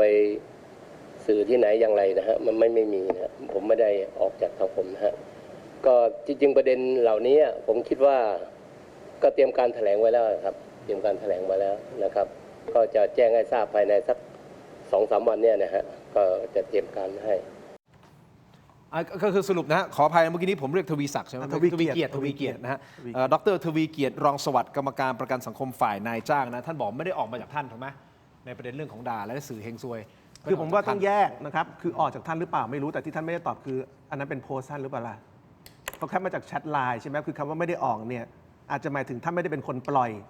แต่ว่าในไลน์เนี่ยมันไลน์ท่านหรือเปล่า ตัวท่านน่ะรู้ ก็เดี๋ยวท่านบอกว่าตอนเตรียมแถลงใช่ไหมเตรียมชี้แจงใช่ไหมก็เดี๋ยวว่ากันท่านแถลงออกมา ครับ ชี้แจงอย่างเป็นทางการนะครับคุณผู้ชมครับ แต่แน่นอนคำถามที่เราตั้งข้อสังเกตก็คือโครงการต่างๆ ที่มันเกิดขึ้นเหล่านี้มันทำให้คิดได้ไหมว่าเฮ้ยมันมีความไม่ชอบมาพากลเรื่องของการทุจริตคอร์รัปชันหรือเปล่า ถูกต้องไหมฮะซึ่งคุณหมอวรงค์ก็บอกว่าก็มีโอกาสเป็นไปได้ ถูกต้องไหมมันทำให้คิดเป็นอย่างอื่นได้ยากอ่ะทำไมต้องพิมพ์ปฏิทินทำไมต้องทำปากกาทำไมต้องนะฮะไปลงทุนทำอะไรนะแอปเว็บไซต์800 กว่าล้านแล้วมันล่มอยู่นั่นแหละ แล้วล่มแล้วคนที่ทำเว็บล่มไม่ยอมจ่ายค่าปรับด้วยนะ นี่ไง มันก็เลยเกิดคำถามว่าสุดท้ายมันคือ แล้วผู้ประกันตนเดือดร้อนเนี่ยคือนึกออกมันย้อนแย้งคือผู้ประกันตน โอเค นะครับจ่ายเงินทำแอป 850 ล้าน ฮะ แอปล่ม ผู้ประกันตนตกงานเบิกเงินขอความช่วยเหลือไม่ได้ ต้องเก็บค่าปรับจากบริษัททำเว็บทำแอปก็ไม่ยอมเก็บกัน จนถึงตอนนี้ก็ยังไม่เก็บ มันเลยเกิดคำถามว่ามันมีหรือเปล่าทุจริตคอร์รัปชัน ใช่ แต่คุณหมอวรงค์นะครับพรรคไทยพรรคดีเสนอนโยบายแก้ไขปัญหาคดีทุจริตพื้นฐานสวยสินบนประมูลงานซื้อขายตำแหน่งส่วนใหญ่มีการจ่ายเป็นเงินสด เพราะฉะนั้นคุณหมอยังยืนยันว่าต้องยกเลิกแบงค์พัน ผมเล่าให้ฟังนิดหนึ่งคือ อ่ะ จริงๆ เชิ แล้ว ญ พวก ฮะ นี้มันเป็นกรอบชุดความคิดนะ คุณทินฮะคือคำว่าชุดความคิดหมายความว่ามันมีองค์ประกอบหลายอย่างที่เราทำร่วมกัน เช่นอย่างน้อยเนี่ยผมว่ามันต้องเอาให้เด็ดขาด โดยเฉพาะคดีที่ทำความเสียหายหรือโกงเกิน100 ล้านบาทขึ้นไป ต้องเพิ่มโทษประหารชีวิต ผมเรียนรู้จากง่ายๆประเทศจีนเนี่ยเขาชัดเจนมากมันทำให้คนโกงมันกลัวมากขึ้น แล้วก็กำหนดไว้ชัดเจนเลยว่าหลังจากศาลฎีกาตัดสินแล้วมันต้องเสร็จสิ้นภายใน15 วัน ประเด็นถัดมาเนี่ยผมคิดว่าเราต้องไม่ให้ทำเรื่องขอพระราชาอภัยโทษในคดีทุจริตเพราะถือว่าความเสียหายความรุนแรงมันไม่แพ้กับการค้ายาเสพติด เพราะการทุจริตมันคือการทลายบ้านเมืองเลย และประเด็นที่3เนี่ยผมอยากจะเพิ่มอำนาจประชาชนเรื่องนี้เรื่องใหญ่มาก คือวันนี้ทุกคนต้องพึ่งแต่ปปชเวลาพึ่งแต่ปปชแล้วผลเป็นยังไงบางครั้ง10 ปียังไปไม่ถึงไหนนะอะไรก็พุ่งมาที่ปปชสุดท้ายจับได้แต่พวกอบตมันทำให้ตัวใหญ่ๆมันจับยากแล้วกว่าจะจบนี่มันใช้เวลานานมาก ถ้าอะไรก็แล้วแต่ที่สร้างความเสียหายต่อสาธารณะมันควรจะมีกฎหมายที่เพิ่มอำนาจประชาชนในการฟ้องตรงได้คือผมกำหนดไว้เลยว่า ถ้าประชาชนสามารถรวมตัวกันได้500 คนสามารถฟ้องตรงต่อศาลได้โดยตรงในกรณีที่ข้าราชการและนักการเมืองทุจริตและประเด็นสุดท้ายอย่างที่บอกว่ามันเป็นเครื่องมือผสมคำว่าเครื่องมือผสมหมายความว่าวันนี้เนี่ยสังคมเราเป็นสังคมใกล้สู่ความเป็นไร้เงินสดความจะเป็นการใช้จ่ายเงินสดน้อยมากเพราะว่าเรามีแอปต่างๆเยอะมากรวมทั้งเป๋าตังค์ทั้งLazada Shopee อะไรเยอะแยะมหาศาลหลายร้อยแอปมากในการใช้และประสบการณ์ที่ผมไปต่างจังหวัดเนี่ยแม้แต่พ่อค้าแม่ค้าในพื้นที่ชายแดนยังมี QR code ให้สแกนนั้นวันนี้แบงก์ชาติพิมพ์แบงก์พันออกมาประมาณ 2.24 ล้านมหาศาลนะแล้วตัวเลขที่ศึกษามาไม่น้อยกว่า 500,000 ล้านบาทกลายเป็นว่าเงินก้อนนี้กระจายอยู่ตามบ้านในรูปของเงินสดใส่ลังไว้ใส่ตู้แล้วมันก็กลายเป็นเงินสีเทาแล้วเวลาคุณทำธุรกิจเทาเนี่ยคุณก็เอาเงินสดจ่ายเพราะมันไม่มีหลักฐานอย่างที่คุณทินถามผมเกิดถ้าเป็นโรเล็กเกิดถ้าเป็นบ้านมันมีหลักฐานนี่เงินเวลาคุณซื้อนะถ้าคุณซื้อด้วยเงินสดเห็นมันไม่มีหลักฐานผมบอกว่าถ้าเรายกเลิกและเอาเข้าสู่ระบบไม่ได้ว่าสูญหายไปเลยนะอาจจะใช้เวลา3 เดือนถ้าเงินพวกนี้คุณเข้าสู่ระบบถ้าเงินนี้คุณไปซื้อบ้านมันมีหลักฐานบันทึกไว้แต่อย่างน้อยบ้านมันก็เป็นหลักฐานนะซื้อโรเล็กมันก็มีหลักฐานบันทึกไว้อะไรก็ว่าไปมันก็จะมีหลักฐานบันทึกไว้งั้นเจตนาของเราก็คือว่าถ้าณวันนี้ความจำเป็นในการใช้มันน้อยมากคนเฒ่าคนแก่ก็ไม่นิยมใช้เขาต้องการใช้แบงค์ย่อยร้านค้าก็ไม่นิยมรับแบงค์พันเป็นสแกน QR code เขาเป็นสแกน QR code หรือถ้าจะรับเงินสดชอบแบงค์100แบงค์50แบงค์20มากกว่านั้นถามว่าเราปล่อยแบงค์พันไว้ทำไมกลายเป็นปล่อยแบงค์พันไว้ตามบ้านของผู้มีอิทธิพลหรือบ้านนักการเมืองผมยืนยันเลยว่าคนสุจริตไม่มีใครเอาแบงค์พันใส่ลังไว้ที่บ้านส่วนใหญ่ก็ฝากธนาคารเหมือนพวกเราทั่วไปแล้วก็ฝากธนาคารไว้นั้นเราปล่อยเงินพวกนี้ไว้ทำไมหลายประเทศทำสำเร็จแคนาดาก็ทำ EU ก็ทำสิงคโปร์ก็ทำอินเดียก็ทำเพราะพวกนี้มันเกี่ยวข้องกับการฟอกเงินเราจึงอยากจะเสนอให้แบงก์ชาติประกาศยกเลิกการใช้แบงก์ใบใหญ่โดยเฉพาะแบงก์พันเพื่ออย่างน้อยเวลาคุณเข้าสู่ระบบมันตรวจสอบได้ง่ายมันมีธุรกรรมมันมีหลักฐานในการตรวจสอบมันน่าคิดนะมันน่าคิดในสิ่งที่คุณหมอวรงค์พูดคือผมกำลังพูดว่าในสังคมที่เราพัฒนาไปไกลมากเป็นสังคมดิจิทัลการใช้จ่ายเงินดิจิทัลสูงมากใช่ครับชีวิตเราในวันนี้ตามหาแบงก์พันผมว่ายังตามหายากเลยนะแต่ทำไมแบงก์พันยังมีอยู่มหาศาลไปอยู่แต่กระจายไปอยู่ตามบ้านคนต่างๆแล้วเวลาเขาพูดกันก็คืออะไรนะซื้อขายเสียงกันเป็นกิโลใช่ใช่ไหมเขาทำเป็นกิโลก็คือแบงก์พัน1 ล้านบาทเท่ากับ1 กิโลต้องมันคือมาจากแบงก์พันนี่แล้วใช้เงินสดทั้งนั้นฮะเรื่องของพวกเทาๆทั้งหมดมันใช้เงินสดหมดเพราะว่าไม่มีธุรกรรมมันจับไม่ได้จริงแล้วก็ล่าสุดเองคุณหมอก็มีการไปจับอยากให้ภาพให้เจอมีภาพล่าสุด2 วันนี้เอง2 วันนะฮะเอาขึ้นมาไปจับเงินสดบ้านพนักงานไฟฟ้าด้วยนะระดับแค่พนักงานไฟฟ้านะที่จังหวัดอะไรนี่ที่ชลบุรีชลบุรีกับจังหวัดสมุทรสงครามหรืออะไรเนี่ยคือเป็นแบงค์พันอัดไว้ที่บ้าน19 ล้านเพราะเวลาเขาทำคริปโตมันใช้ไฟเยอะมันก็จ่ายสินบนให้แล้วพวกนี้ต้องจ่ายเงินสดใช่เพราะมันไม่มีหลักฐานถ้าจ่ายเป็นโอนก็โอนปุ๊บมันมีหลักฐานมันจะตามเส้นทางการเงินได้หมดผมที่บอกว่าสิ่งเหล่านี้เนี่ยมันเห็นไหมฮะพวกเงินเทาเนี่ยมันจะออกมาในรูปนี้และเตือนไว้เลยเดี๋ยวช่วงเลือกตั้งเนี่ยเงินเพื่อจะออกมาอาละวาดแล้วไปจ่ายตามแล้วรอบนี้เนี่ยแบงค์พันแบงค์500จะอาละวาดกระจายแต่ไม่มีใครโอนในการซื้อเสียงงั้นเงินเทาทั้งหมดเงินสแกมพนันออนไลน์ทั้งหมดเวลาแลกออกมาแล้วจะเก็บเป็นแบงค์พันไว้ใส่ปี๊บใส่อะไรใส่ลังไว้ที่บ้านทั้งสิ้นแล้วถามว่าปล่อยไว้ทำไมเงินพวกนี้เพราะถ้าสมมุติว่าเราจะเป็นนาฬิกาหรูเป็นรถหรูมันตามได้มันต้องซื้อหรือซื้อทองมันก็ตามได้ใช่ไหมฮะล่าสุดที่คดีใหญ่กับตำรวจ บิ๊กนายพลก็ทองก็มาจากทองมันมีหลักฐานว่าไปซื้อทองนู่นมาเก็บเป็นลูกของทอง เวลาโอนให้อะชำระคนปกติเราซื้อเราใช้เงินเราโอนอยู่แล้วถูกไหมฮะมันเห็นธุรกรรมการเงิน หลักคิดนี้น่าสนใจนะ แต่ต้อง อาจารย์ศิโรจน์คิดยังไงฮะ ว่าตอนนี้รอบนี้การเลือกตั้งรอบนี้ซื้อเสียงกันเยอะแล้วก็หนัก เพราะว่าอย่าลืมว่าในการเลือกตั้งครั้งที่แล้วเนี่ยนะครับมันมีพวกนักการเมืองแนวบ้านใหญ่ แนวเก่าเกมจำนวนหนึงมันสอบตกเยอะอันนี้ไม่ได้เข้าข้างใครนะ แต่รอบที่แล้วเนี่ยมันมีปรากฏการณ์หนึ่งคือไอ้พรรคที่ชนะอันดับถึงก้าวไกลเนี่ยมันคนใหม่หมด แล้วมันชนะพวกบ้านใหญ่เขารอบที่แล้วเนี่ยก้าวไกลได้มา 112 จาก 400 เขต ก็คิดง่ายๆคือพวกบ้านใหญ่หายไป 112 คนเพราะในการเลือกตั้งครั้งนี้พวกบ้านใหญ่ที่คราวที่แล้วแพ้เลือกตั้งหลายคนเนี่ยมันคือแมตช์สุดท้ายของเขาแล้วว่าคือเขาแพ้ในปี 66 แล้วถ้าเขาแพ้อีกในปี 69 เนี่ยเขาจบแล้วนะคือพวกนักการเมืองถ้าลงเลือกตั้ง2 ครั้งแล้วไม่ได้เนี่ยผมว่าโอกาสกลับยากแล้วเพราะฉะนั้นรอบนี้เนี่ยเราจะเห็นนักการเมืองแนวบ้านใหญ่ในหลายพื้นที่ หรือนักการเมืองกลุ่มนักการเมืองเก่าแก่เนี่ยใช้เงินเยอะอย่างเช่นในกทมตอนนี้เนี่ยมีพรรคใหญ่พรรคหนึ่งนะครับเอาเงินไปให้ตามชุมชนนะครับในพื้นที่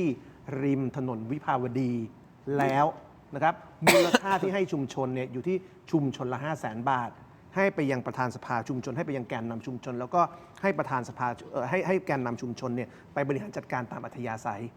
นะครับว่าผมให้คุณไป 500,000 คุณจะไปบริหารจัดการยังไงคุณจะไปเลี้ยงข้าวคุณจะไปทำยังไงก็ได้ คุณหาเสียงให้ผมแล้วกันเนี่ยวันนี้มันเป็นอย่างนี้มันวางเงินตามชุมชนแล้วไง วางเป็นเงินสดด้วยใช่ไหม ใช่ เอาเงินสด วางเป็นเงินสดด้วย เงินสดอ่ะ แล้วคิดดูว่าชุมชนหนึ่งมีกี่พื้นที่เลือกตั้งหนึ่งมีกี่ชุมชนเอาอย่างนี้ก่อนสมมติเขาวางชุมชนละ 500,000 สมมติพื้นที่เลือกตั้งหนึ่งมีสัก50 ชุมชนนะครับใช้เงินเท่าไหร่แล้ว นั่นน่ะคือเงินสกปรกที่มาจากกระบวนการสีเทาในประเทศเรา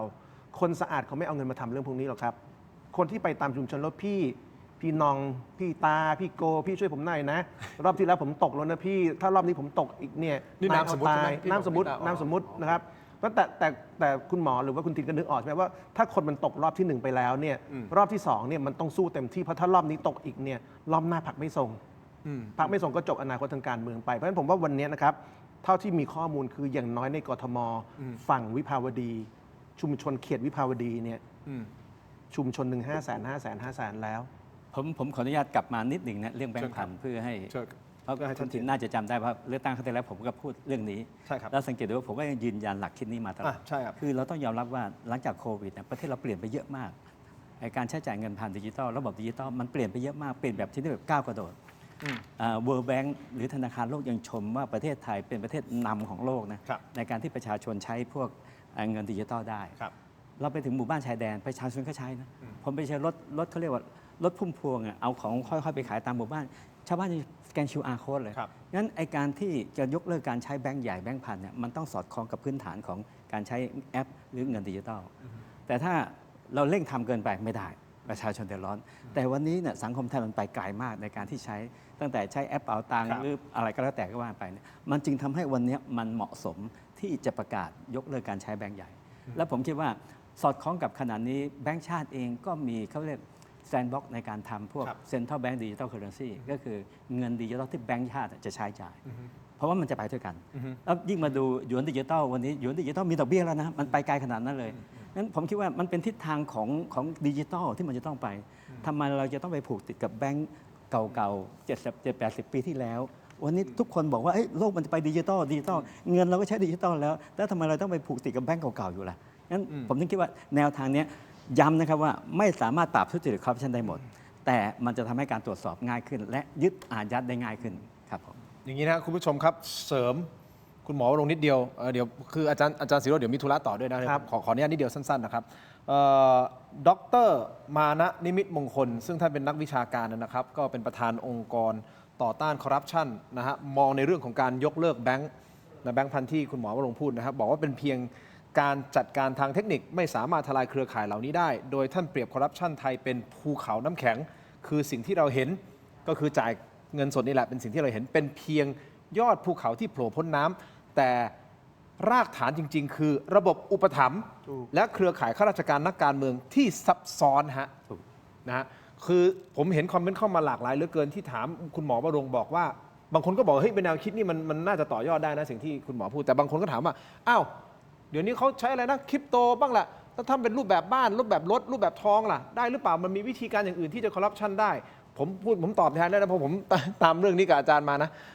ก็คืออย่างนี้ฮะเงินสดมันมีสภาพคล่องสูง ใช่ liquidity มันสูงมากนึกออกไหมครับมันสามารถปุ๊บไปได้ทันทีเลย ใช่ แต่ถ้าเป็นรูปแบบของคริปโตต้องคนเล่นคริปโตเป็นคนนะคนเล่นคริปโตเป็นอีกทองก็ต้องไปซื้อทองมาเพื่อขายทองอีก ใช่ ไม่หัวใจอยู่อย่างนี้ฮะ ถ้าคุณจะซื้อคริปโตคุณต้องเอาเงินเข้าอยู่ในบัญชี ถูก งั้นเวลาคุณซื้อเนี่ยระบบมันถูกบันทึกไว้หมดแล้ว ธุรกรรมถูกบันทึกไว้หมดแล้ว มันมีธุรกรรมบันทึกง่าย ผมถึงบอกว่าคุณจะซื้ออะไรก็ได้ แต่ถ้าเงินเข้าระบบนะมันจะถูกบันทึกไว้หมด ใช่ นั่นแหละ ใช่ เพราะฉะนั้นพอวันเงินสดมัน liquidity มันสูง ใช่ ที่สุดแล้วแหละถ้ามัน ใช่ ง่ายที่สุดแล้วแหละเพราะฉะนั้นมันก็จะมีข้อต่างตรงนี้ ถามว่าเลิกแบงก์พันเนี่ยมันทำให้ระบบมันดีขึ้นทันทีหรือเปล่าไม่ใช่ คือไม่ใช่ แต่มันจะ มันดีขึ้นระดับหนึ่งนะ มันจะ แต่ ทำให้ยากขึ้น หัวใจมันอยู่ที่ตัวคนที่ผู้มีอำนาจนะ นั่นแหละ ถ้าคุณคุมบังคับใช้กฎหมาย คุณคุมกฎหมายแล้วคุณยัง เอื้อประโยชน์กันอยู่ยังไงก็มีวิธีซิกแซกแต่ถ้าคนที่มีอำนาจนี่คือหัวใจเลยถ้าเอาจริงเอาจังในการจัดการทุจริตเนี่ยดังนั้นผู้นำที่จะปราบโกงปราบทุจริตมันถึงต้องมีเฉพาะนะไม่ใช่ใครก็ได้จะปราบโกงได้ เพราะคุณไม่ได้เอาจริง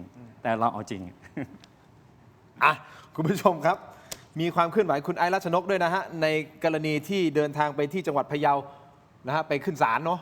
กับคดีหมิ่นประมาทคุณผู้ชมครับเดี๋ยวจะมีอัปเดตตรงนี้นิดเดียวสั้นๆนะฮะคุณผู้ชมครับมันมีปฏิกิริยาของท่านร้อยเอกธรรมนัสในกรณีนี้ด้วยนะครับแต่ก่อนที่จะไปตรงนั้นฮะผมขออนุญาตฮะ ขอบคุณครับ หมอครับ ยินดีครับ ผมเพิ่งทราบนะคุณหมอวรงค์ไม่เคยมาช่องวัน นี่คือเป็นการเปิดซิงคุณหมอวรงค์ เปิด ใน ซิง ช่องวัน ยินดีครับ มาในรายการทอล์กนะแล้วนะฮะแล้วก็ขอบคุณอาจารย์ จะต้องเชิญมาตอนเป็นสส หลัง8 กุมภาเชิญเขาอีกถึงฐานะสส ผมยังมีคำถามนะว่าตกลงถ้าสมมติคุณหมอได้รับเลือกให้เป็นสสแล้วถูกต้องไหมครับ คุณหมอจะโหวตใครเป็นนายกรัฐมนตรีสำคัญนะฮะข้อนี้เดี๋ยวมาฟังคุณหมอนะฮะแต่ก่อนอื่นครับ วันนี้ขอบคุณเม็ดอมซิงค์พลัสผลิตภัณฑ์ไมบาซินจากเกรเตอร์ฟาร์มาที่มี 3 สูตรที่มีคุณประโยชน์จากวิตามินหลากหลายชนิดนะครับเม็ดอมซิงค์พลัสวิตามินซีและโคคิเทนกลิ่นองุ่นมะนาวเม็ดอมซิงค์พลัสลูทีนและบิวเบอรี่กลิ่นแบล็คเคอร์เรนต์เม็ดอมซิงค์พลัสเบต้ากลูแคนกลิ่นสตรอเบอรี่นะครับซิงค์มีส่วนช่วยในการทำหน้าที่ของระบบภูมิคุ้มกันและกระบวนการต่อต้านอนุมูลอิสระ ถ้าเจ็บคอไอหรืออยากเสริมภูมิคุ้มกันเลือกไมบาซินจากเกรเตอร์ฟาร์มาหาซื้อได้ที่ร้านสะดวกซื้อซุปเปอร์มาร์เก็ตและร้านขายยาทั่วประเทศนะครับไมบาซินจากเกรเตอร์ฟาร์มาก้าวสู่60 ปีอย่างมั่นคงและยั่งยืนนะครับขอบคุณไมบาซินมากๆนะครับที่อยู่เคียงข้างถกไม่เถียงนะครับต่อจากไมบาซินต่อกันที่นี่นะครับคุณหมอครับอาจารย์ครับ ขอบคุณมากครับ นี่ของดีนะฮะยาดมสมุนไพรตามมังกรทองครับบรรเทาการวิงเวียนศีรษะหอมเย็นชื่นใจจากอ้วยอันโอสถนะครับอันนี้คือสูตรดั้งเดิมนะฮะกระปุกน้ำเงินแล้วก็สลากสีเหลืองนะครับซึ่งอาจารย์ดมผ่านแพ็คมาเลยแหละฮะ ขนาดแพ็คยัง ไม่เปิด หอมเลยครับ ไม่เปิดฝาหน่อย ขนาด เหรอ แพ็คยังหอมเลยครับ หอม ฮะ ดมไปดมมามีกลิ่นมือทิน อันนี้คือ ด้วยรับ อันนี้อัน มีกลิ่นมือทินติดมาด้วยนะครับ เอาละเอามีกลิ่นมือผม มี อันนี้คือสูตรดั้งเดิมนะ อันนี้ แต่ หอมอันนี้หอม แต่เขายังมีสูตร ไม่แต่อันเนี้ยไม่ได้มุกนะ อ่า คือถึงอยู่ในซิลมันหอมจริงบางคนนึกว่าอัม ถูก คือเราอัมกันเยอะแต่อันเนี้ยไม่ได้อัม อันนี้ของจริง อันนี้เรื่องจริง แต่เขายังมีสูตรดอกไม้หอมด้วยนะครับ ซึ่งได้รับรางวัลพรีเมียมเออร์เบอร์ Products ผลิตภัณฑ์สมุนไพรคุณภาพจากกรมการแพทย์แผนไทยและการแพทย์ทางเลือกครับบรรเทาการวิงเวียนศีรษะหอมเย็นชื่นใจจากอ้วยอันโอสถขอบคุณมากๆเลยนะครับต่อกันที่เครื่องใช้ไฟฟ้าขนาดเล็ก Seago Electric นะครับคุณผู้ชมครับแต่ที่เราจะแนะนำก็คือนี่ฮะเป็นเตาอบครับคุณผู้ชม ว้าว ไซส์ใหญ่จุใจอบอร่อยแบบมือโปรเมนูไหนก็เอาอยู่เตาอบ100 ลิตรนะฮะขนาดใหญ่พิเศษอบได้เยอะในครั้งเดียว มีปุ่มควบคุม 4 ปุ่มปรับฟังก์ชันได้อิสระอย่างมืออาชีพครับ Seago Electric เครื่องใช้ไฟฟ้าขนาดเล็กที่ตอบโจทย์ทุกการใช้งานขอบคุณ Seago Electric นะฮะที่อยู่เคียงข้างทกไม่เถียงขอบคุณมากๆเลยนะครับนี่นะฮะต่อฮะ อาจารย์ศิโรจน์ก่อน ครับ ก่อนเดินทางไปผมต้องมอบทุกอย่างให้อาจารย์ก่อน ได้ครับขอบคุณมากครับ อาจารย์เลดนิดเลดหน่อยไม่เป็นไรเนาะ ไม่ดีใช่ไหมไม่ดีใช่ไหมขอ แต่ ให้ คุณพูดเหมือนผมไม่รู้ทันคุณนะ ยาธาตุน้ำขาว 49 บาท ฝาสีฟ้าตราหารคู่ครับ มาตรฐานสากลหาซื้อง่ายตามร้านขายยาแผนปัจจุบันทั่วไปราคาเพียง 49 บาทเข้าถึงง่าย จาก HK Pharmaceutical นะครับ อันนี้เป็นยาแก้ท้องอืดท้องเฟ้อ รักษาลำไส้อักเสบนะครับ ยาฆ่าเชื้อโรคในลำไส้ครับ ขอบคุณครับ ยาธาตุน้ำขาว 49 บาท ฝาสีฟ้าตราหารคู่ ขอบคุณมากๆนะครับ ต่อกันที่นวัตกรรมใหม่ครับ นี่ฮะ BrainTech Tri Screen ฮะจอเสริมสุดล้ำที่สามารถทำงานได้พร้อมกันถึง 4 หน้าจอในเวลาเดียวกันนะครับ ด้วยความคมชัดระดับ Full HD ฮะและการเชื่อมต่อที่ง่ายสุดๆ เพียงเสียบสาย USB Type C ก็พร้อมใช้งานได้ทันที และน้ำหนักเบาด้วยนะครับ พกพาสะดวกกดเข้าไปที่หน้า Facebook Tero Digital Tero Digital นะครับ อย่าพลาดตอนสั่งซื้อใส่โค้ด Let's Play AI Let's Play AI รับส่วนลดทันที 2,000 บาทนะครับมี 2 ขนาดให้เลือกด้วยกัน 14 นิ้วและ 16 นิ้วใส่โค้ด Let's Play AI รับส่วนลดทันทีเลยนะครับ ขอบคุณมาก ๆ เลยนะครับ อาจารย์ครับ ขอบคุณมากครับ ต่อฮะ เย้ ต่อฮะอันนี้ของดี ดีครับ อันนี้ของดีคุณหมอวรงค์ครับ ขอบคุณครับ ครับ ซักผ้าครับ ไม่ว่าคุณหมอวรงค์จะเป็นฝ่ายอะไรก็แล้วแต่ นะฮะถ้าได้เข้า ผมช่วยโฆษณาให้เลยไหม ไปซักฟอกได้นะฮะ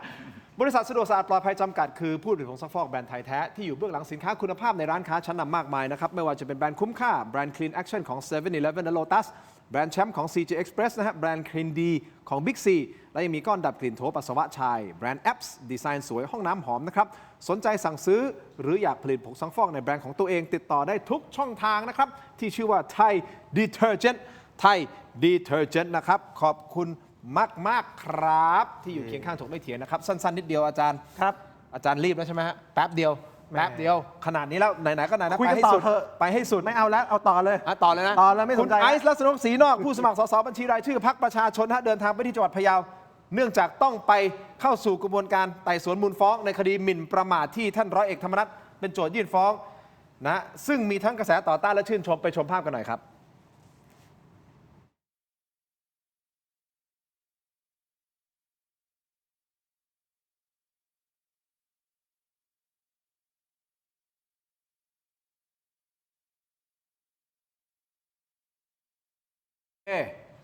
ขออภัยเสียงไม่มาแต่ไม่ได้ขายเสียงนะแต่เสียงมันไม่มา เล่าบรรยากาศแล้วกันคือคุณไอซ์โดนฟ้องแล้วพื้นที่นั้นพรรคประชาชนเขาไม่มีสส ฮะ นะครับแล้วก็เขาก็ไปรับคำฟ้อง อ่า ก็ขึ้นบนรถปิกอัพอะไรของเขาตามอัธยาศัยไป อ่า แล้วพอรถจอดคือมีคนเรียกให้เขาจอด ครับ นะครับพอรถจอดปุ๊บ ก็ตามภาพ ชาวบ้านมา อ่า กันกระหึ่มเลยมันเลยเกิดเป็นประเด็นว่าบางคนบอกโอ๊ยพะเยาแตกหรือเปล่า นี่แหละ ช่วงเช้าวันนี้เองที่ทำเนียบรัฐบาลนะฮะท่านร้อยเอกธรรมนัฐพรหมเผ่ารองนายกรัฐมนตรีและรัฐมนตรีว่าการกระทรวงเกษตรและสหกรณ์ยังไงฮะกำลังแก้ไขอยู่นะโอเคไม่เป็นไรเอาของท่านธรรมนัฐในฐานะที่ท่านเป็นประธานที่ปรึกษาพรรคกล้าทำนะครับให้สัมภาษณ์ถึงประเด็นนี้ หลังผู้สื่อข่าวถามว่ารู้สึกบั่นไหวบ้างไหมที่คุณไอซ์รัชนกลงพื้นที่หาเสียงจังหวัดพะเยาและได้รับการตอบรับดี ท่านร้อยเอกธรรมนัฐกล่าวว่าอย่างไร ฟังเสียงครับอ้าว น้องเขาบอก คลิ ว่า ปเลยเหรอ อ๋อ น้องที่บอกว่าอกหักกันเหรอครับอ๋อ คุณผู้ชมขออภัยครับผมพลาดเองผมนึกว่ามีปัญหาเสียงของเฉพาะของคลิปของคุณไอซ์แต่ว่ามีปัญหาเสียงทั้งหมด แต่ประเด็นก็คือคุณ ร้อยเอก ธรรม ธรรมนั นั ส ฐแกบอกว่าไปครั้งเดียวจะมาอะไรกันนักกันหนาจะไปเปลี่ยนเปิลอะไรไปวันอยู่วันเดียวมีซีนอารมณ์ อ่ะโอเคไม่เป็นไรก็ตาม แต่อย่า นะ แซวเยอะเดี๋ยวต้องไปพะเยา อาจารย์จะไปพะเยาอะ ผมไม่ไปคุณไปไหมครับ คุณอยากไปไหมครับ ถ้าไปเราไปทั้งโต๊ะเลยป่ะไม่เกี่ยว คุณหมอยังไม่ได้พูดอะไร หมอไม่ได้พูดอะผมก็ไม่ได้พูด ก็น้องๆที่ไม่ปล่อยเสียงเพราะก็กลัวต้องไปพะเยา อ๋อไม่ผมเราให้ความเป็นธรรมไงเราเปิด ใช่แต่ สองฝ่าย เขาไม่ปล่อยเสียงเพราะก็กลัวเดี๋ยวต้องไปพะเยา ใช่มีปัญหาทางเทคนิคงั้นสุดท้ายทิ้งท้ายสั้น ครับ ๆ อาจารย์ศิโรจน์คิดว่าถ้าคุณหมอวรงค์ได้เข้าไป อืม ร่วมรัฐบาลแล้วต้องโหวตนายกต้องโหวตถูกต้องไหมฮะ ต้องโหวตสิครับต้องโหวต ก็ต้องโหวต ไม่ได้ คิดว่าคุณหมอจะโหวตนายกคนไหนเดี๋ยวถามคำถามคุณหมอลง ไม่ได้ไปตอบอย่างนี้เดี๋ยวเพราะว่าไม่ได้ ไม่ได้ใช่ไหม เขาจะให้เขาตอบอะไรอ่ะคุณจะให้บอกว่าโหวตพรรคประชาชนเขาก็โดนด่า ไม่รู้ ให้เขาโหวตยศชนันท์เขาก็โดนด่าให้เขาโหวตอนุทินคนก็บอก แต่ว่า เอ มัน เลือก เป็น ขทำไ คำถามที่จะวัดกึ๋น แต่หมอวรงค์ต้องตอบ ว่าจะต้องตอบยังไง ใช่ โอเค ใช่ คุณหมอครับ ผมว่าผมยืนชัดนะ ผมคิดว่าจุดยืนผมเวลาผมต่อสู้กับใครเนี่ยผมก็จะมีหลัก คือผมมีความเชื่อถ้าพรรคนี้มีเป็นปฏิปักษ์ต่อความเป็นชาติปฏิปักษ์ต่อกองทัพผมไม่เอาพรรคนี้คือพรรคที่เคยทุจริตคอร์รัปชันจนที่ผมสู้มาตลอดผมไม่เอา ที่เหลือจะเป็นพรรคไหนก็แล้วแต่ต่อเรื่องแกนนำจัดตั้งรัฐบาลนะผมย้ำถ้าพรรคอื่นเป็นแกนนำจัดตั้งรัฐบาลผมคุยได้ จะเป็นพรรคไหนก็ได้ที่เป็นแกนนำจัดตั้งรัฐบาล ผมยกเว้น2 พรรคจบเลยฮะชัดเจน คือยกเว้นพรรคประชาชนกับเพื่อไทยคุณหมอไม่โหวต ผมไม่ร่วมผมขอเป็นฝ่ายค้านตรวจสอบ แปลว่าพร้อมจะโหวตให้คุณอนุทิน คือผมพูดในภาพรวมเอง คือใครจะไปรู้ว่าใครจะขึ้นมาอันดับหนึ่งถูกไหมฮะงั้นใครขึ้นมาเนี่ยผมเจรจาได้ แต่2 พรรคนี้ผมสู้มาตลอดงั้นผมสู้มาตลอดแต่ผมมีความรู้สึกผมยังยืนอยู่จุดที่ผมยังมองว่านี่ยังเป็นปัญหาอยู่ ผมก็พร้อมตรวจสอบ ผมเนี่ยจริงๆคิดจะตอบว่าคุณหมอโหวตให้อนุทินแต่ผมกลัวว่าถ้าบอกอย่างนี้เนี่ยเดี๋ยวพรรคนั้นก็จะบอกว่าโอ้โหขนาดหมอว่าลงค์โหวตให้อนุทินเพราะฉะนั้นประชาชนไปโหวตอนุทินดีกว่าไหมผมกลัวจะไปอย่างนั้นไง ไม่ผม จะไปอย่างนั้นไง คือด้วยหลักการเราไม่รู้อะไรอนาคต คือบางครั้งผมเห็นนักการเมืองต่อให้ยคุณยังไม่รู้เลยว่าอนาคตจะเป็นยังไงงั้นผมไม่ผูกมัดตัวเองตรงนี้ แต่ผมก็มีจุดยืนของผมว่าทำไมผมปฏิเสธที่จะร่วมกับตรงนี้กับตรงนี้เพราะอะไรนี่คืออุดม อัน กา นี้ ร ผม ณ์ ถามคุณหมอในฐานะประชาชนนะครับแปลว่าคุณหมอไม่ติด เรื่องข้อหาประเภท เขากระโดงหรือหัวสวอะไรคุณหมอไม่ติดเรื่องนี้นะเพราะว่าบางคนจะโจมตีพรรคสีน้ำเงินเรื่องหัวสวเรื่องเขากระโดง คือผมคัดค้านการทุจริตอยู่แล้ว คือแล้วผมเห็นว่าการตรวจสอบการทุจริตมันไปไกลมากแล้วนะทั้งเขาก็โดนทั้งหัวสวแล้วผมเห็นด้วยสนับสนุนด้วยว่าสวควรจะต้องมีการแก้ไข แต่ควรจะต้องมีการเปิดออกมาในรูปเหมือนกับเป็นแก้รายประเด็นรายมาตราว่าสวรูปแบบใหม่มันจะควรจะเป็นแบบไหน เพราะว่ามันแฟร์กับประชาชน ได้ แล้วผมย้ำเลยนะว่า ถ้าสมมุติว่าผมมีเสียงมากพอที่จะร่วมรัฐบาลกับใครก็ได้ แม้ในครม.ด้วยกันเองผมก็จะตรวจสอบนะ